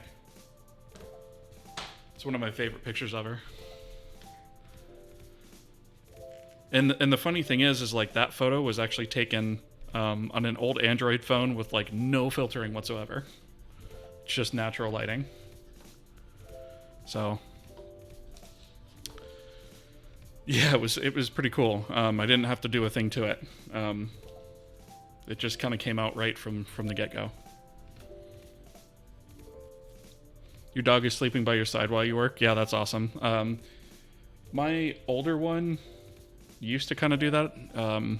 My office is upstairs, so he's 14 and a half years old, and he's got cancer in one of his legs. So for him, climbing the stairs is a little bit of a challenge. He still does it, but it's not as often. He's not up here. He used to be up here every night, but these days not so much. So yeah, but yeah, he used to stay up here with me all the time, working. Unfortunately, it's just a little bit too difficult for him these days. But my point there is enjoy it while it lasts. Okay. Thank you for that redeem. Appreciate it. All right. So we got our transforms hooked up. What was I doing? I think I was looking to see if the root node actually had that. Yep, we are calling create, so it will actually get it. Okay. So let's just write all and build. Why color with a U and not color? Namely because I worked on a bunch of code bases for overseas for a lot of years, and I just kind of picked up the British way of spelling things. But it's like half, right? Like, I still spell initialize with the Z instead of an S, but yeah. So it's kind of like half and half British English and half American English. All right. Oh, you thought I was no, I'm not Canadian. No, I'm actually American.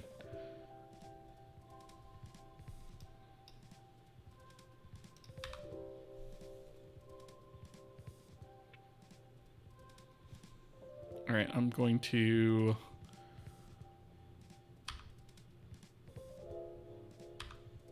just going to render a single frame, I guess. I think, actually, let me get rid of these breakpoints. I could be wrong. I'm not wrong. I see it up in here, and it might be hard for you guys to see it, but it's rendering.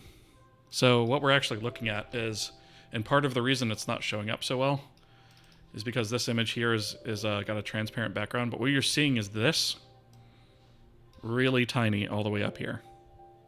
So we are actually rendering.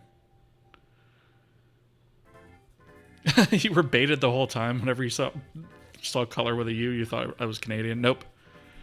No, I actually picked that up from working on British and South African code bases. Okay, so we are rendering our first sort of object, right?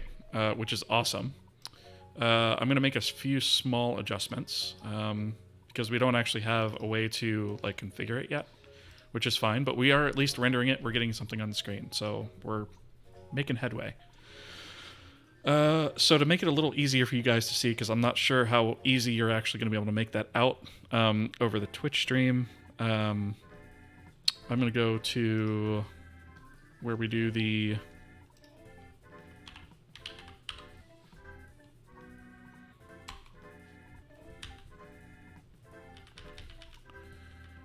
Is it really not...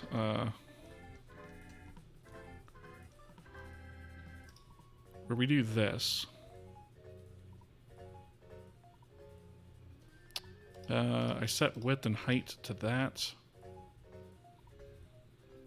I think I just hard-coded them. All right, so let's actually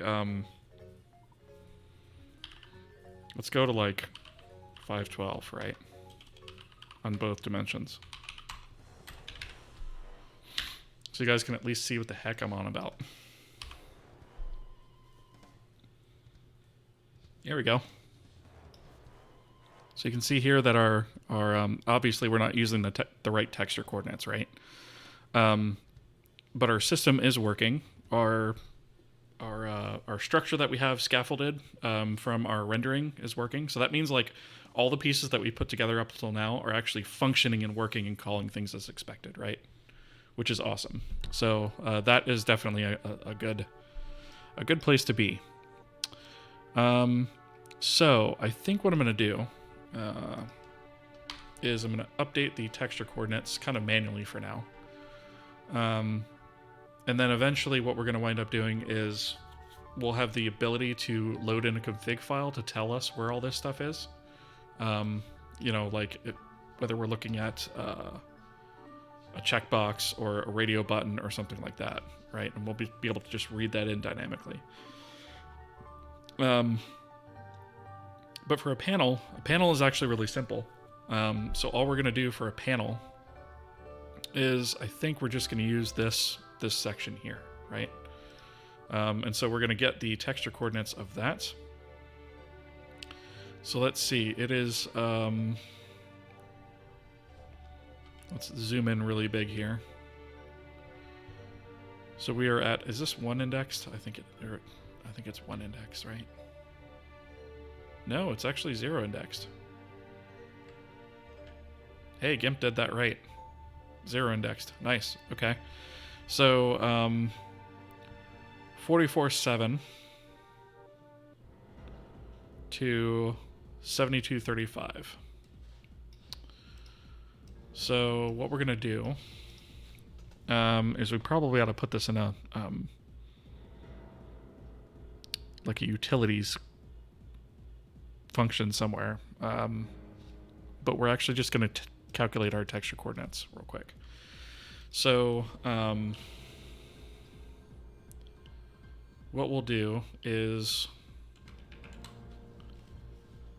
we'll say typed data UI atlas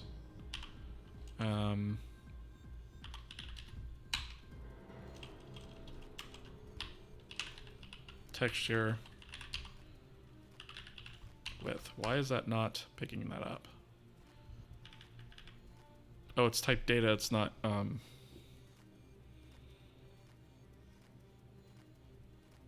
Oh, we don't actually have the state here, do we?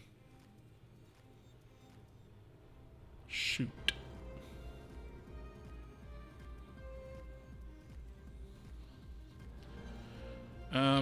Okay.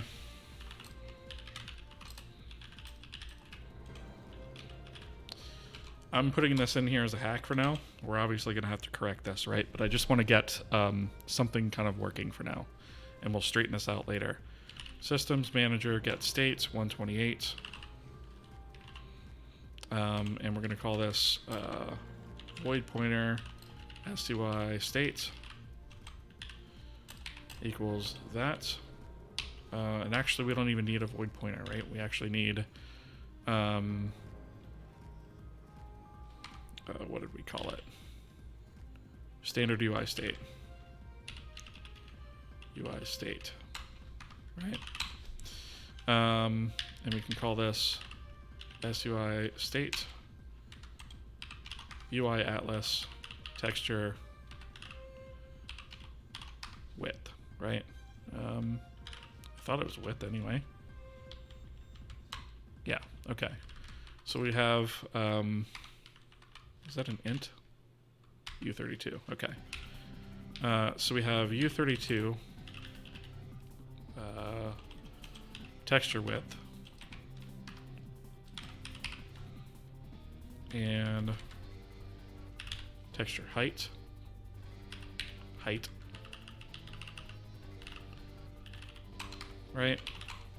So we're going to sample the texture width and height from that, and then get the min and max coordinates. So what did we say? What did we say these were? 44.7 to 72.35. So 44.7. What was it? 42.35. 35? 72.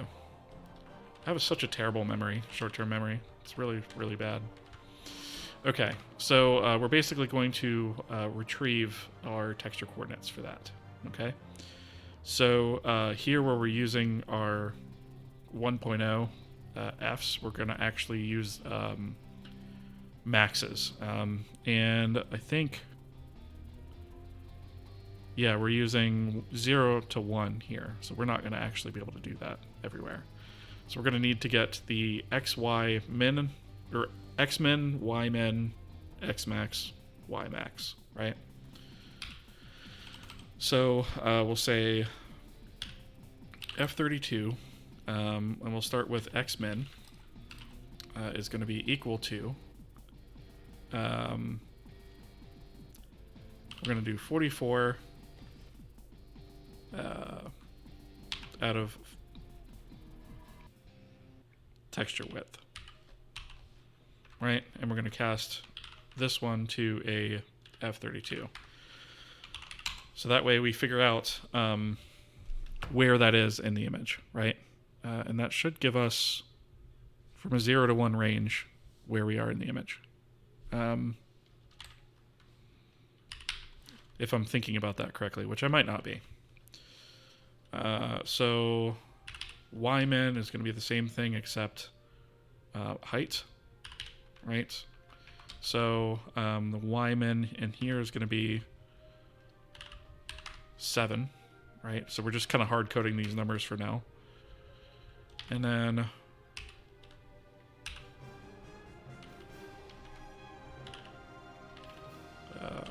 the max of these two is going to be 72, and 35.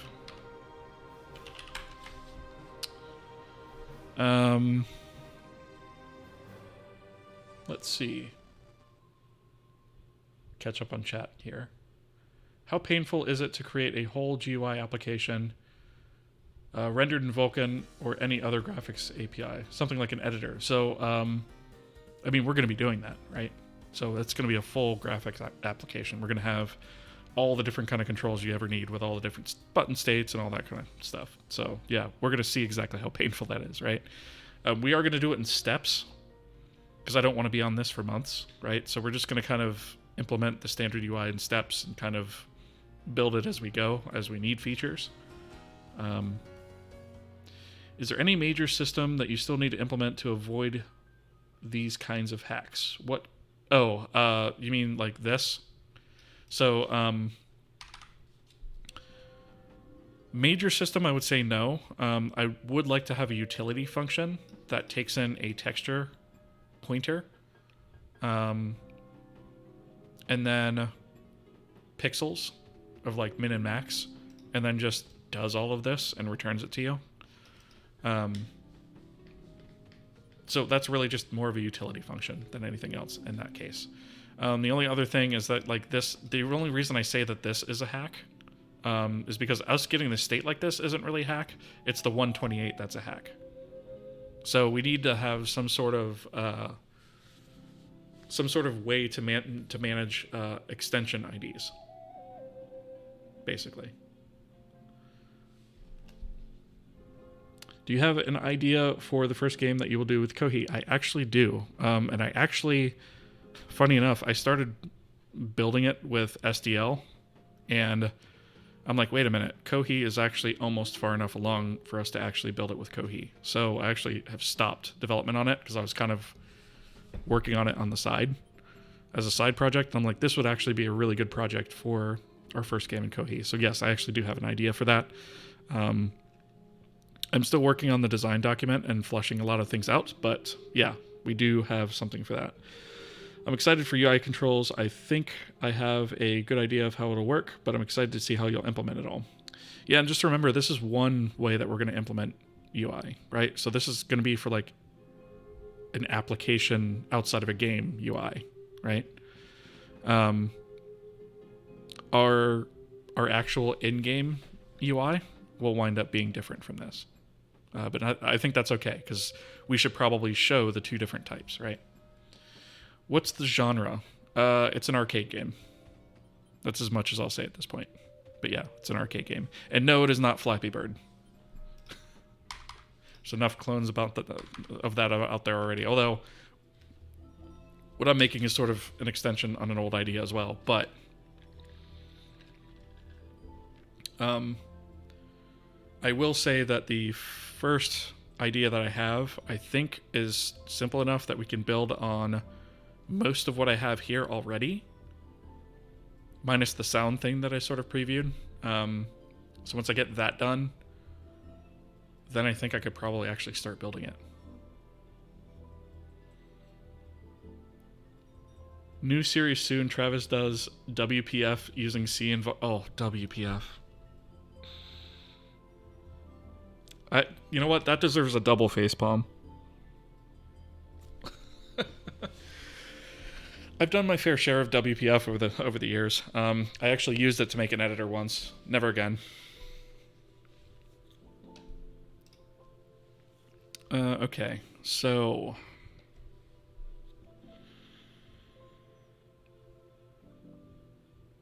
you're using it to make your editor. I mean, there's nothing wrong with it. It's just, it kind of forces you into the, model view controller way of doing things and using bindings, and I hate that crap.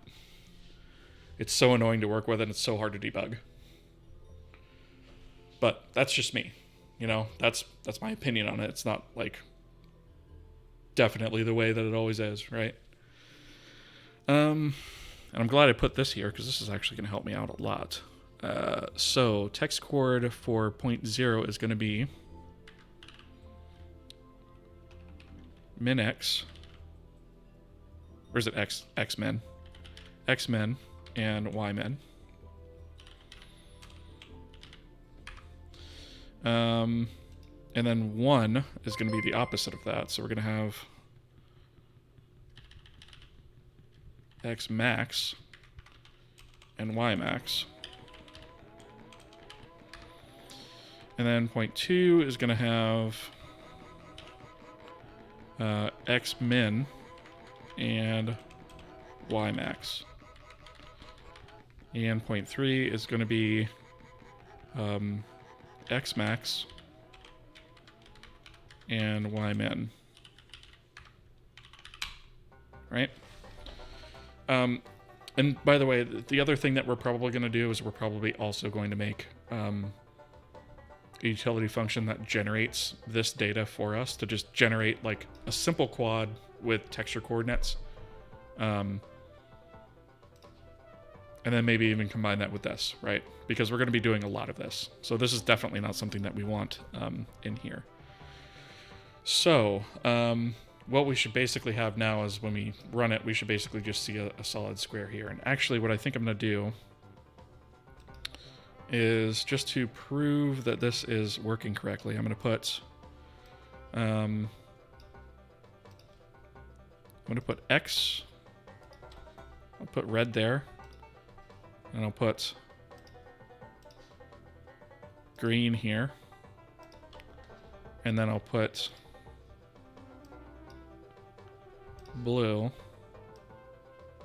up here. Make that nice and big so we can see it against the blue background, right? And I'll have to export this again. Which is, yeah.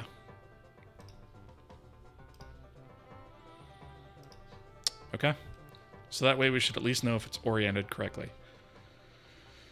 Because before we go any further on this, we absolutely need to make sure that it is. And it should be, because the last time we ran this, it looked like it was, but at least this will tell us if our function is working correctly. So,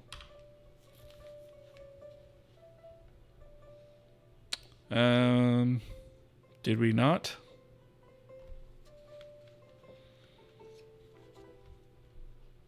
Did I not save it or something? Or build? Maybe. Probably forgot to build.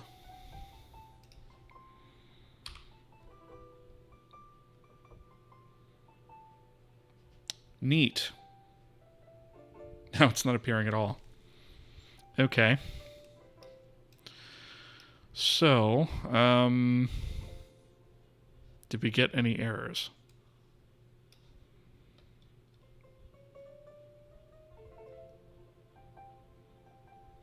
Oh, you know what? I wonder if it's because of the whole y-axis inversion thing.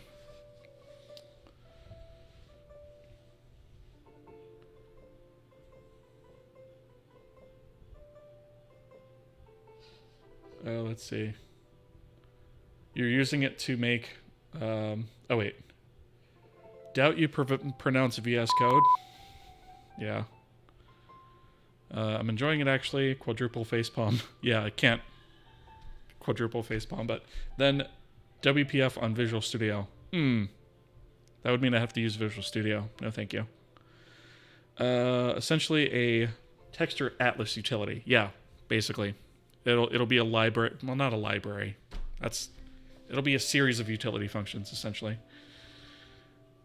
Next series soon, too. Travis does MPC using MFC. Oh, MFC. I haven't touched that stuff in a long time. No, thank you. I'm good. So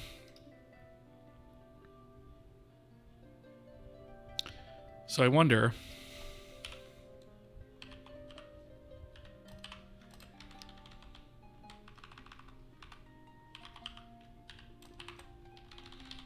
if I take texture coordinates like this, if I need to flip them on the y-axis. I didn't think I did, but maybe I do.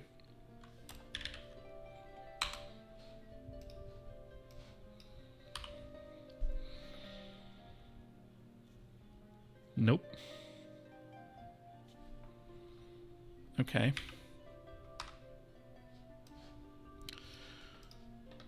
What am I missing here? Let's undo that.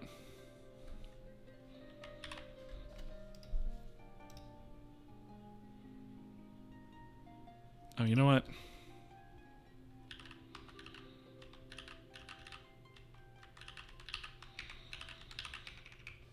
Why not just do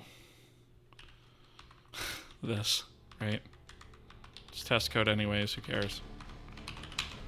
Oh, do I have to have the point? You know what? It's going to drive my OCD nuts if I don't actually put the 0 in there, so... Oh! Wait a minute. Did we put... Yeah, so this should be a pretty huge quad. Unless this is just wrong. Like, maybe this was wrong. Let me see. So we have... No, width and height. Just that. 2 is... No, this is correct.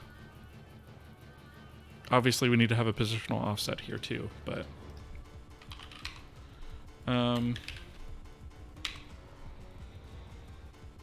I guess I could debug it and see what the heck is going on. So we have... UI verts... So why would it work with the other... Unless maybe these are just wrong, and I'm not... Oh, if these are 0, actually, that would be wrong. Like, if these... Maybe that's what's happening. Maybe the texture width is returning 0. So, let me go to here. And,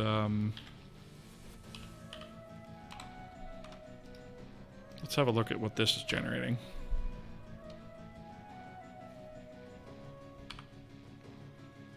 Zero.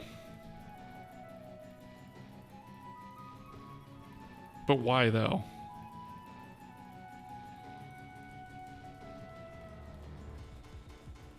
Because it's literally not loaded yet.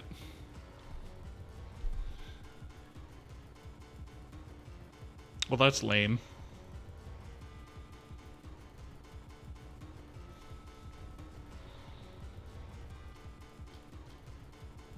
So we do that pretty early on, don't we? Yeah, we do it here.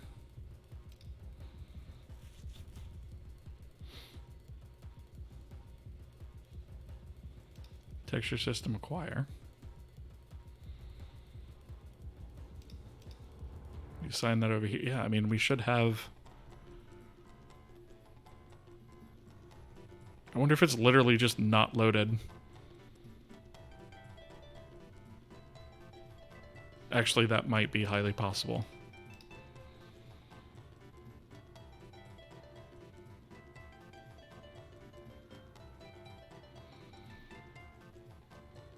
So let's see, when we're creating this,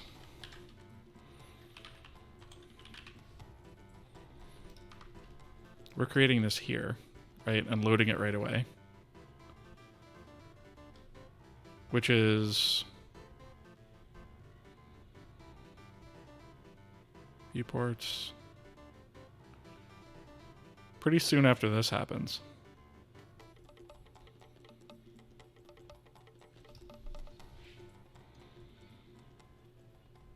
All this stuff is going to run pretty fast. It's kind of hard to believe that some of this runs fast enough to, like, not have the texture be loaded by the time I get to this.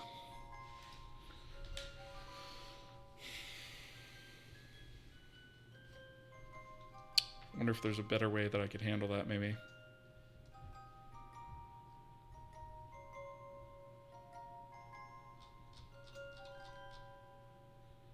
I mean, I could make it wait a few seconds, but that's stupid and hacky. All right, just to test this, I am going to set this to 512.0.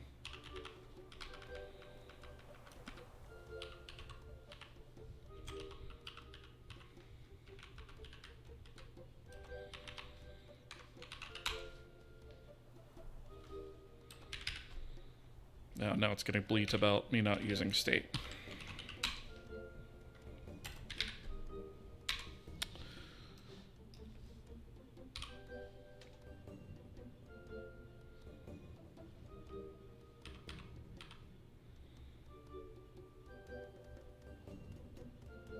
Yeah, so I think these are right. Alright, so let's go ahead and render it. Yeah, there we go. Looks like we might have been off a pixel here. And here. But we are correct on the mins. So it looks like the maxes are off by a pixel. Alright, so what did we have here? We said that was 7235. I thought this was 0 indexed. So why would this not load?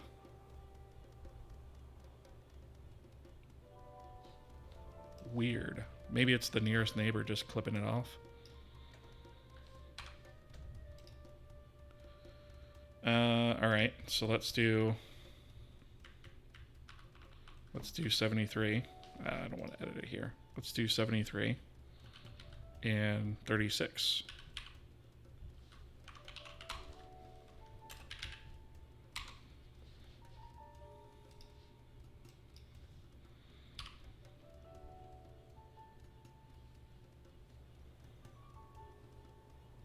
There we go.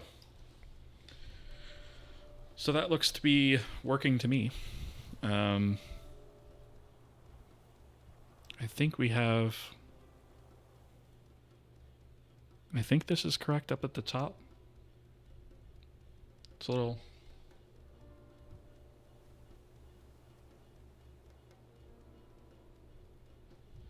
Yeah, I think that's correct. Okay, cool. So our panel is now sampling the correct part of the texture, which is cool. And so now we can actually use this to go ahead and implement some of our utility functions. So I think maybe instead of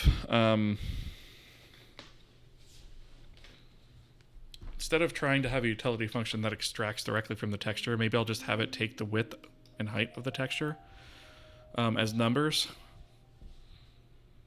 And then, you know, we can just feed that from whatever system, and it doesn't rely on a texture to actually run. Let's see. Why is Windows.h so disgusting? Who the hell came up with H-Wind. Yeah, that's like super that's like super legacy stuff, right? Handle to a window is what that's for. And it's a lot of that stuff dates back to the 90s, you know? Like that's super super super old stuff.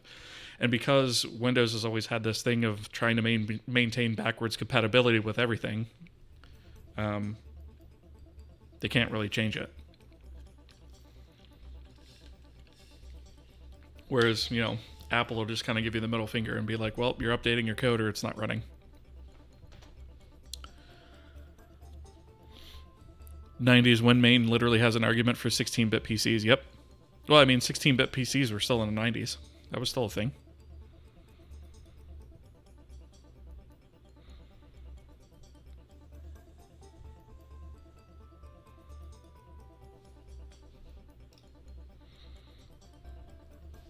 But yeah, I mean, obviously there's a lot of code on there that was based on code from the 80s and whatnot as well. So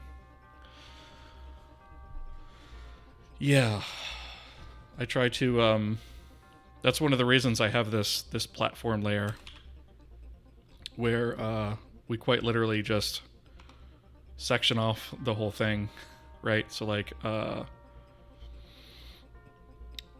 engine platform layer. This is the only file that actually contains anything having to do with Windows.h, and that's it. Nothing else is exposed to the rest of the code base because of how gross it is. Windows APIs are a mix of old and new stuff. Yep. Big time. There's a lot of legacy code in there. All right. So I could have swore actually. So we have geometry utilities, which I suppose is probably where this kind of belongs, right? Because it deals with geometry. It deals with creating geometry. Let's see what this has. So geometry, generate normals, generate tangents, deduplicate verts, generate normals, tangents. Oh, for terrain geometry. So I suppose we could actually put that stuff in here.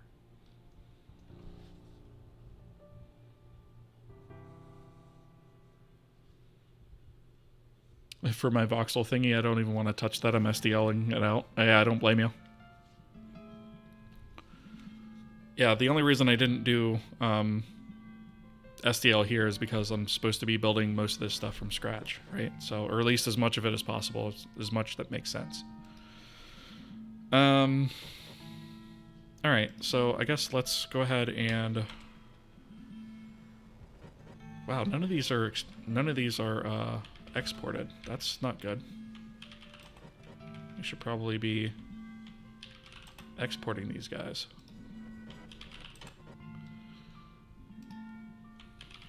Because if game code wants to use that, it's not going to be able to. All right, so we'll say KAPI.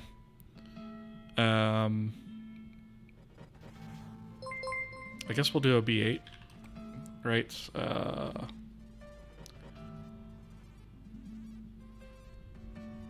Darth Sidious, thank you for the follow. Welcome to the stream. All right, so what do I want to call this? So I think we're going to handle this in two pieces, right? So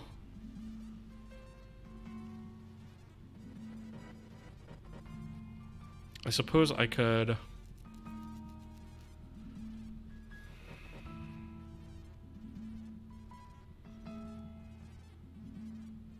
trying to think how I want to name this function that does this bit.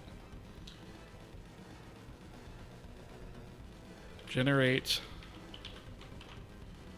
UVs from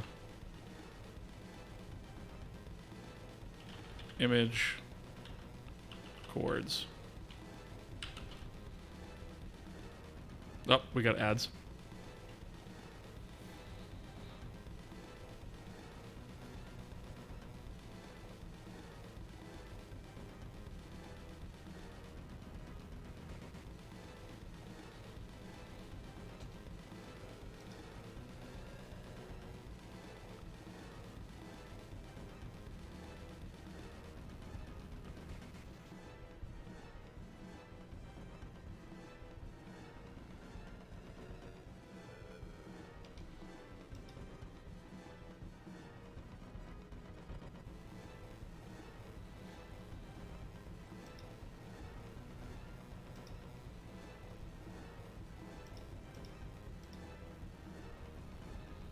So we got about 45 seconds left on ads.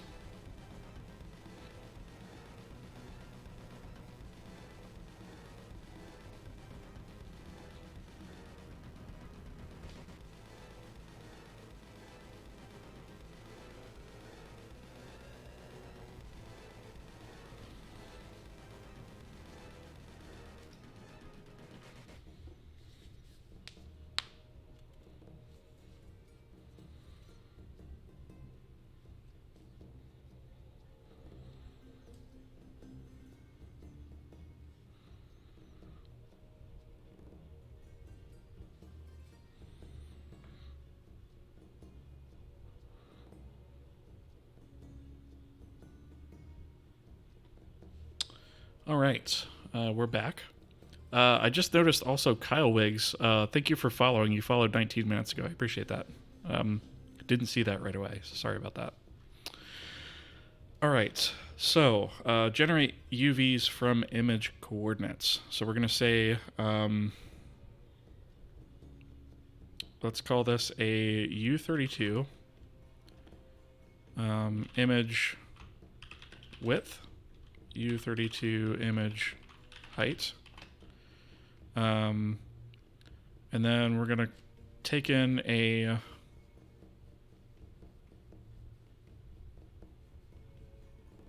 you know what, I think we should probably do one position at a time, right? So we'll say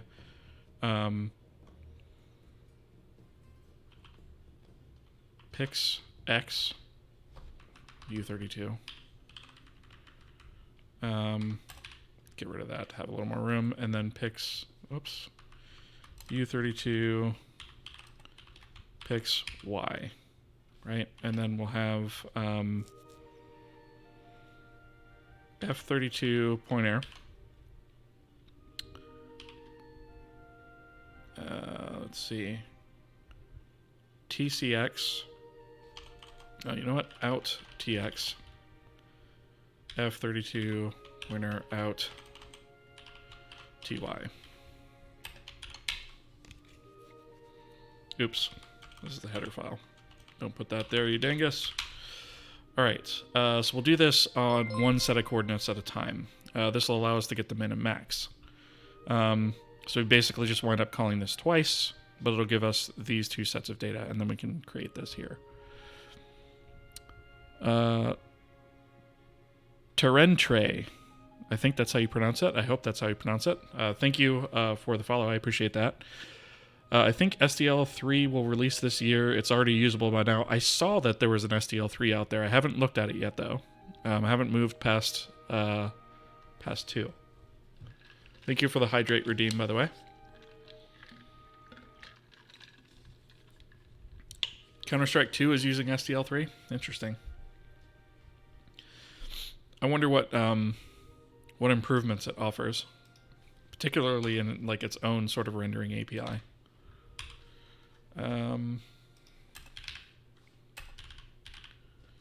Utils C file. Let's go to the bottom.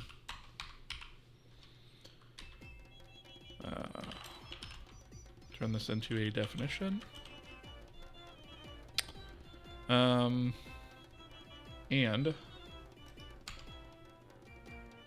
actually, do we want a?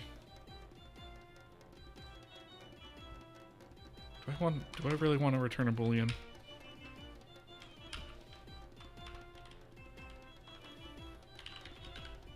I don't think so. Let's just change this to a void. Alright. Not everything can be error checked. Check your dang data on the way in, you dingus. Alright, so what we're gonna do here is basically this. Right?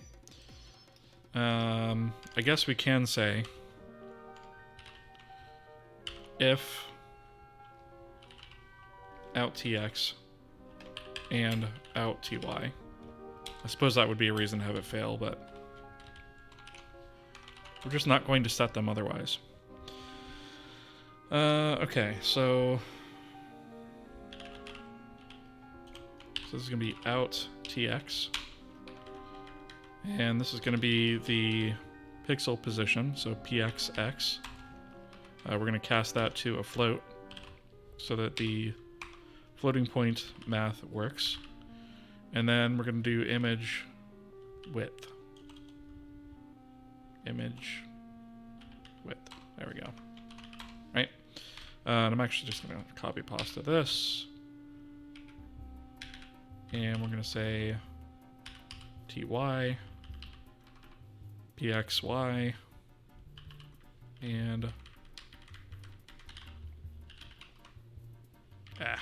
height. Conflicting.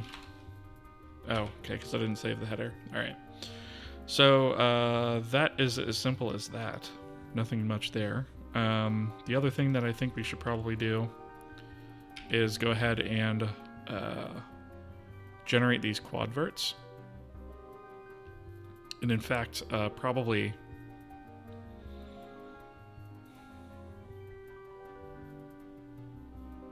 Yeah. So we'll have one function to actually do this. So I'll say void generate quad. And I think UI verts UI config. This is going to be a geometry config, right? So we're going to say we're going to take F32 width, F32 height.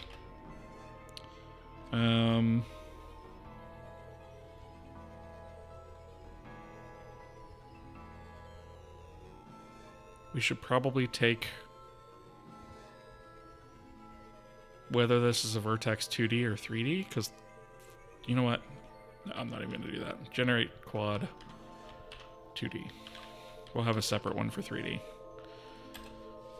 Because that's going to get stupid complicated for no reason. So we'll need name.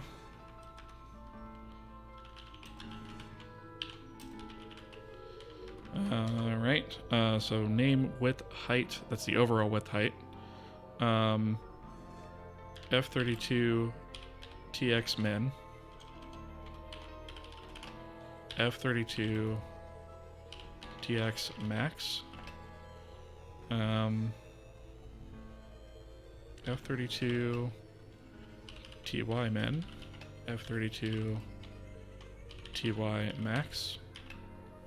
And I could pass a vector 4 there, but that's not quite as clear, I feel like. So we have the overall width, the overall height, the mins and maxes. What else do we need? Just an out parameter. So geometry config out config is what we'll say. Right.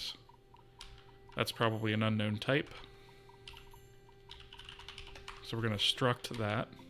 And where is this defined? Geometry system.h. Okay. So we can include that here. Include systems geometry system.h. Right, so we'll have that. And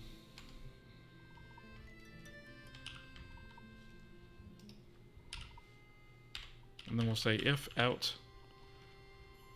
config. And then we're basically going to do all of this stuff.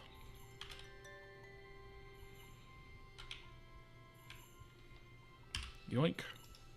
Obviously, we'll have to massage some of it. So we should probably K0 memory on the out config. Size of geometry config. Right, so we'll zero that. We will do a UI config dot, and we will change that to a out config arrow. Right. Out config name, is that a array? It is. Okay, so we have to use string and copy. So that means that we need to include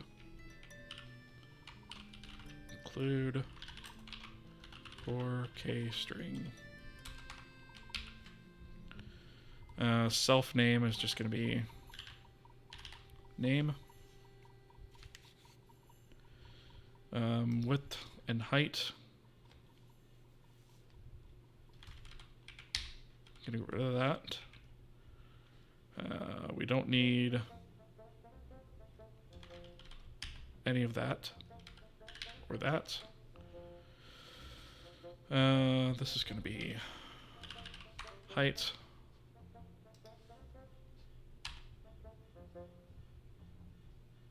And this is going to be width. Width.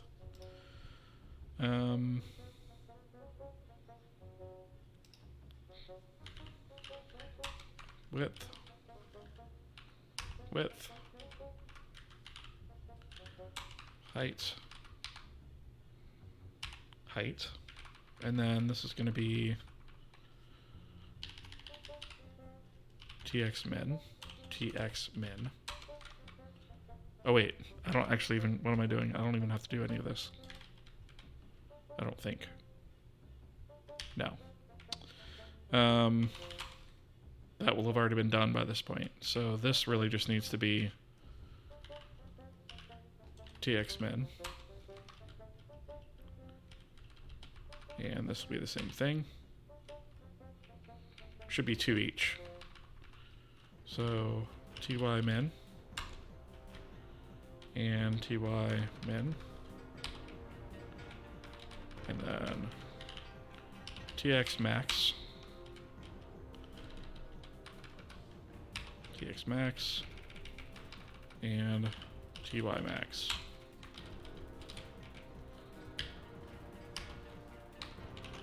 Right? Okay, so we set those up. That configures our geometry for us. So now we should be able to come over to this side and have a couple things. So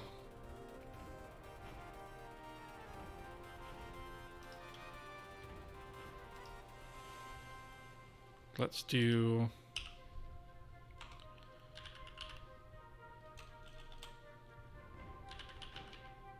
oh, we don't have this included. Okay.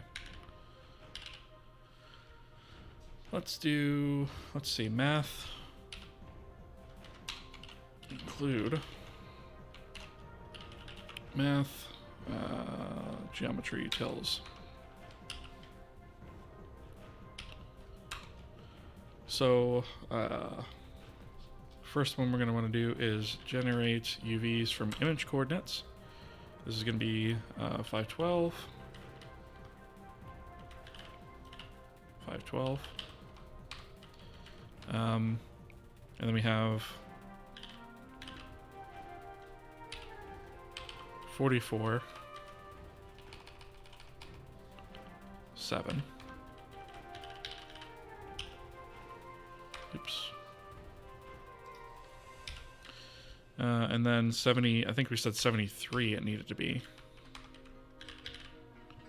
And 36. Right?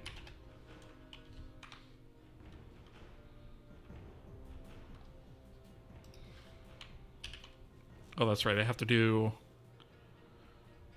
one at a time. That's right. So let me do this. Right. Delete these. And what I really need here is address of xmin, address of xmax. Right, and then I'm just going to move these declarations up here. So xmin, ymin, xmax, ymax. Get rid of these.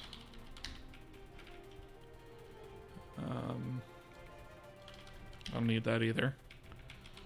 And then here, xmax, oops, ymin. Wait a minute.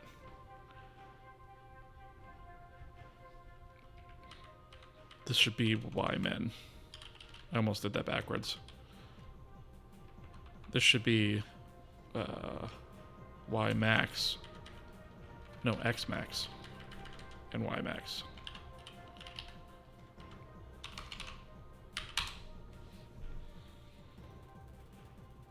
Right, xy, xy. Okay. And then from that,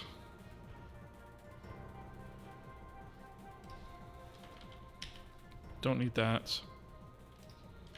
Don't need any of this. Don't need this. Don't even need this, or that, or that. Actually, I might need that for a second. So we want to generate quad. Generate. Oh, you know what? I didn't add this to the header file. That's why it's not there.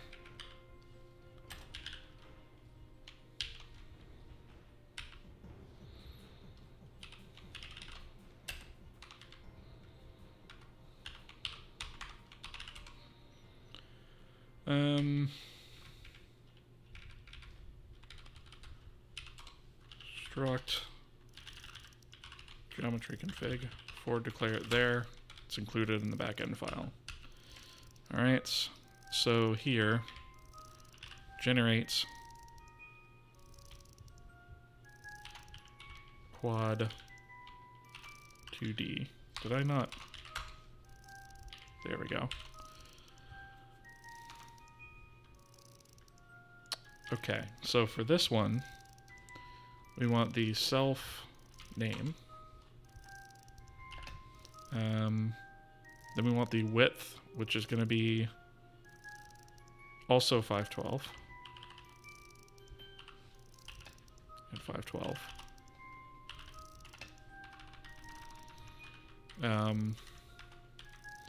Then we want the txmin. So this actually has to go. This has to go down here, which means this can actually. This can actually go here. Okay. So xmin, x. Which one did it want next? I don't remember. Xmax. Ymin, ymax. And then the address of UI config. Okay. This can go away. This, I don't know why it did that. So generate UVs. And then create a simple plane. And now all we have to do is this, right? And I think that should all work.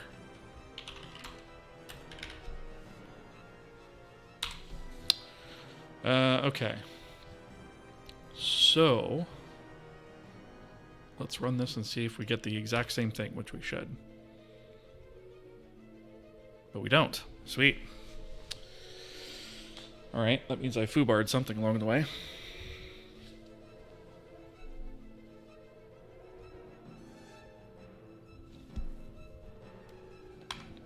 Let's see. There was this SDL GPU that would be an abstraction to Vulkan DirectX shader support and all that. Do they still have that? You might want to separate the two checks for null and generate UVs from image coordinates. Passing two nulls might not make sense, but passing one, in case you only care about one, is semi-sensible use case that is not supported right now. So I think if I was gonna want to do that, I would probably just have a separate function for it instead of building that logic into this one, right? I would just build one that would take one parameter for width or height. Where actually, technically speaking, it wouldn't matter whether you passed width or height as long as you were passing both x or both y. Could technically be the function that would do both.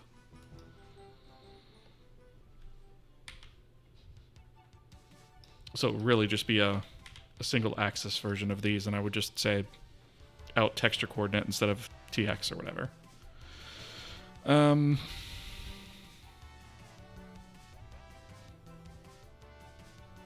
Okay. So width.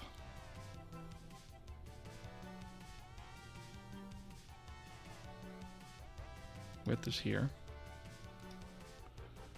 Pretty sure I got all these copied over correctly.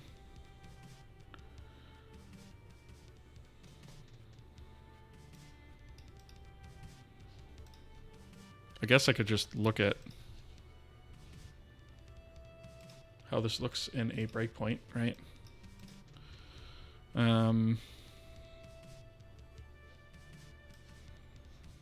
Standard UI system. Let's see, what line was that? 373. So it is. I don't know which one of these functions is actually failing us, but I have a feeling it's probably the second one.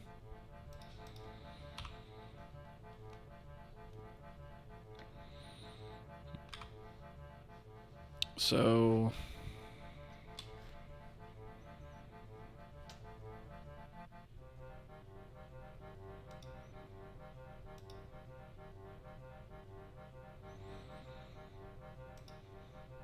vertices.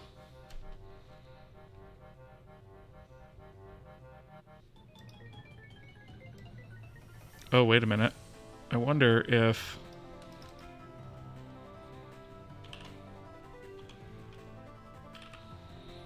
can I do vertex 2D and then do UI config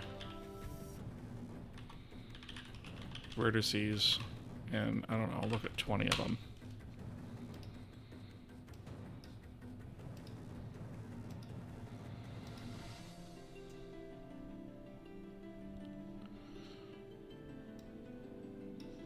Yep, I think I know what's happening here. Those are going out of scope, so what's happening? Didn't think about that.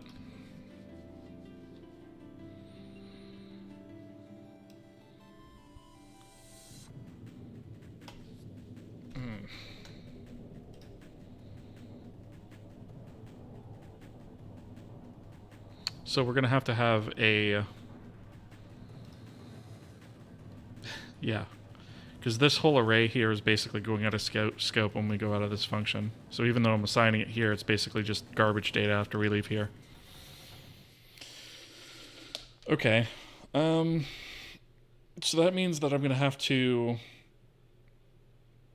allocate some memory and copy it over, which isn't the worst thing, but it just means I have to deallocate it, which is annoying.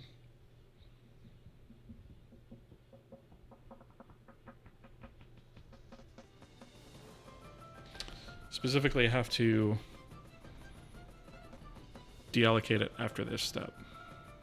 Actually, I really don't. I could just leave it in the geometry and it would get destroyed later. I guess that's not the end of the world then. Okay, so we'll do a kallocate.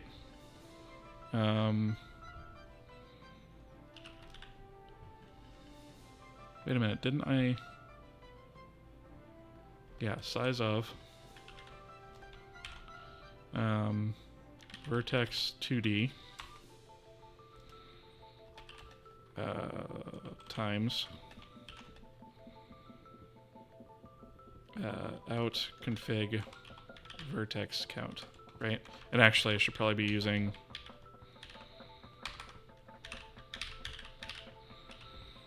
out config vertex size, right? And then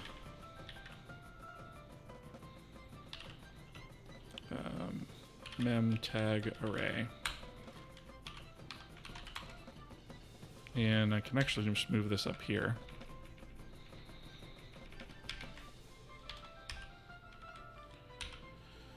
Do the same thing for index size, index count, and then here I can just say, okay, copy memory, destination is out config vertices.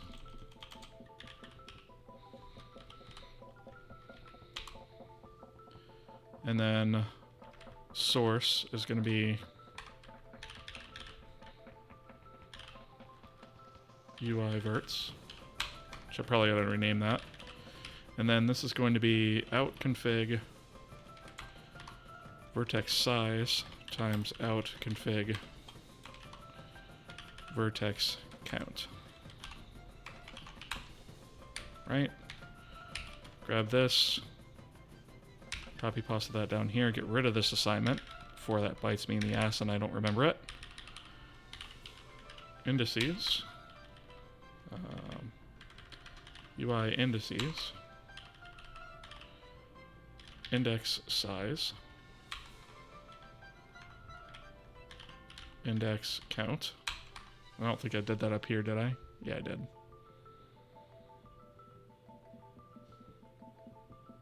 Oh, except I didn't actually assign it. What a dingus. Out config vertices. And out config indices. Okay.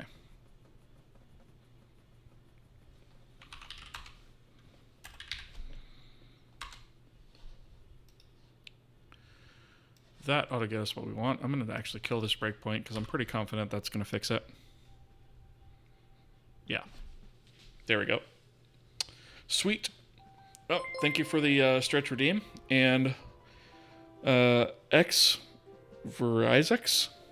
Hope I pronounced that right. Thank you so much for the follow. Appreciate it. So the null check could be an assert. I could use an assert, I suppose. I could use a debug assert. That way in like production builds I'm not asserting things. Passing two nulls is a no-op. Yeah. Yeah, that's probably true. The soft check only makes sense if you support passing one non-null and one null.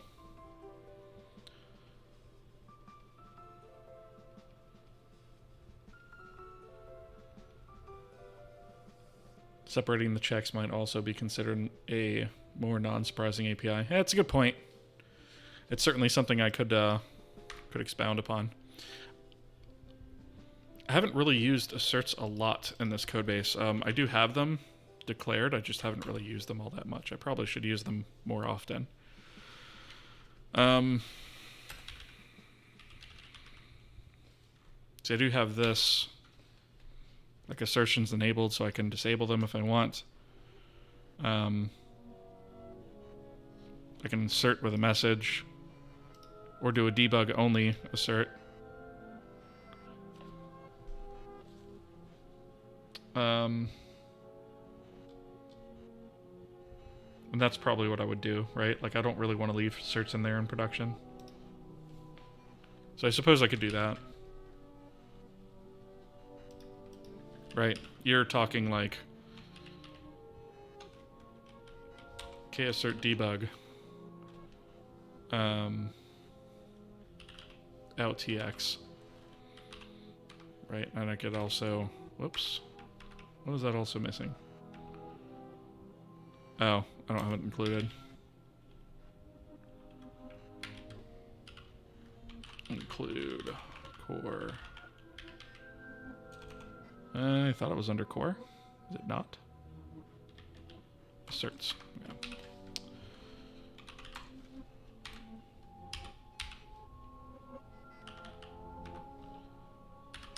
Yeah, I could just do that. Oops. Why is it done? Okay. Right. So I guess that would be less of a surprise.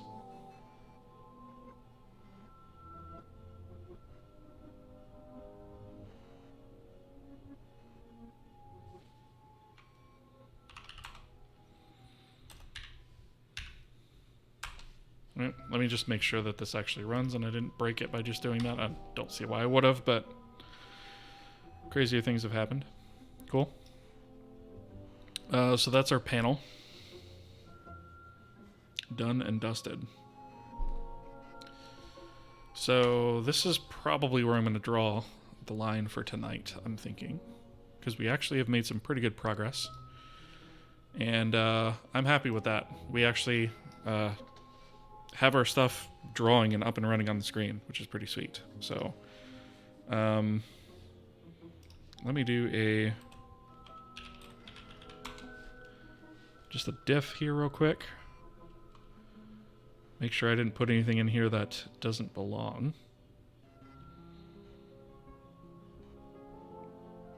Okay, these are the things we just wrote. I can skip over those. Those look fine. This is all KAPI stuff.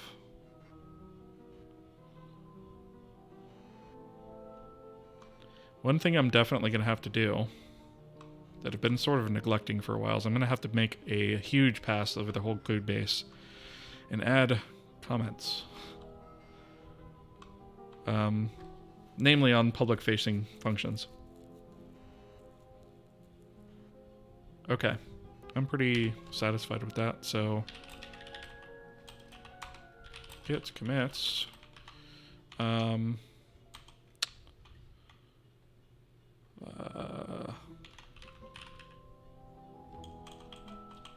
Standard UI control rendering working. Added some utilities.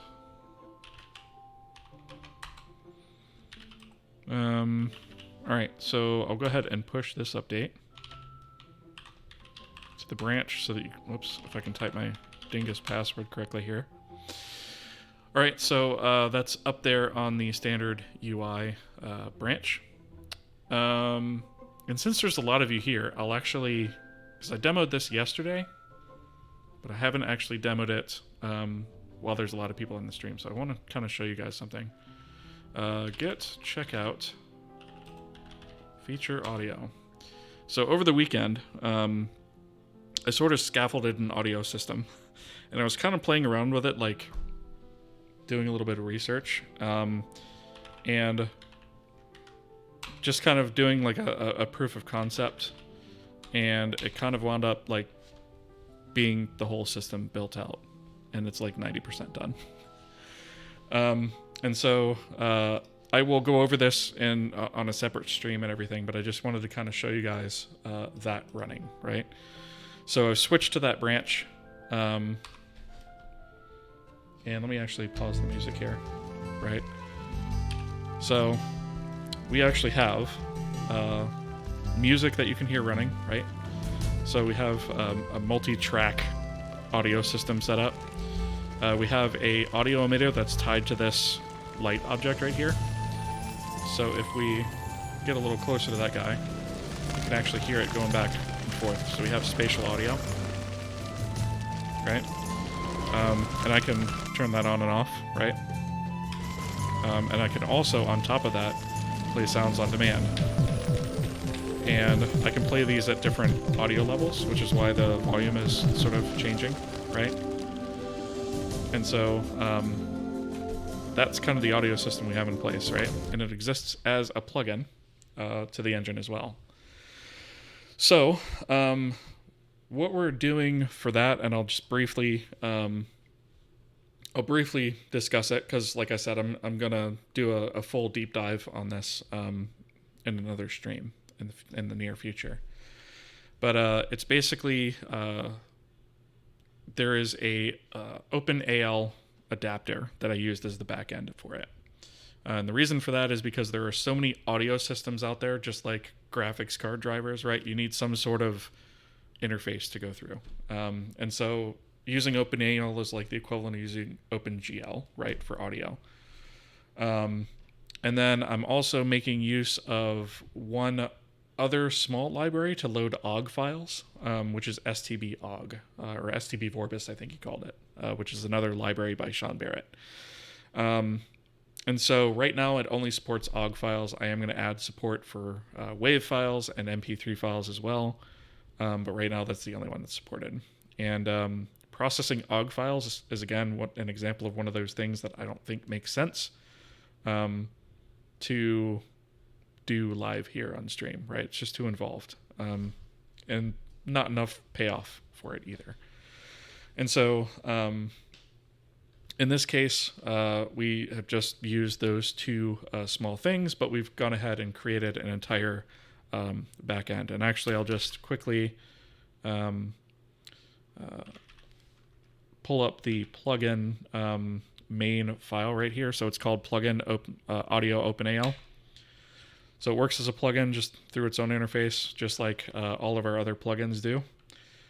All the OpenAL stuff is completely in here. So if we wanted to do another one with like direct sound or something like that, we certainly could do that, right? And so this is just one plugin that we use. If we decided we wanted to use another audio plugin down the road, we could definitely do that. And so I'm just going to kind of scroll through this quickly. So just because we're using OpenAL does not mean that this was a small amount of code, right? If you see the percentage counter down here, we're not even halfway through the file yet, right? So there are a couple of things in here that I do want to fix, but this system's actually pretty stable. I'm pretty happy with it, right? And it's multi-threaded too, because audio systems have to be. So like I said, it's going to take a lot of time to go through this, but I just kind of wanted to show you guys a little something extra that I was working on the side, because somebody mentioned it in a YouTube comment the other day about, what about audio? And I thought it was high time to sort of start looking into that. I wasn't planning on writing the entire plugin offline, but it just kind of happened, right? So yes, we do have audio coming. This is in a branch that is uploaded to the repo, so it's out there now if you want to take a look at it. But it's not official yet. It's not merged into the main branch because I still have a little bit of work I need to do on it, extra file formats and stuff like that. So with all that said, I think that's where I'm going to wrap up for tonight. So I really appreciate all of you guys being here and interacting with me on the stream and following along. I would ask that if you guys are interested in this project, that you drop a follow here and also head over to my YouTube channel. I'm going to spam chat for a second with my socials. So you can follow me in all those different places. And yeah, if you guys like this project, please spread the word, right? This is intended to be an educational resource and to show how one might build a game engine, right? It's not the only way to do it, but it's a way to do it. And so with that, yeah, let me check and see who is online that we can raid. Let's see. Oh, Jitspo is online. I'm actually going to raid his channel because he's making a pretty cool looking first-person shooter that's like retro style. And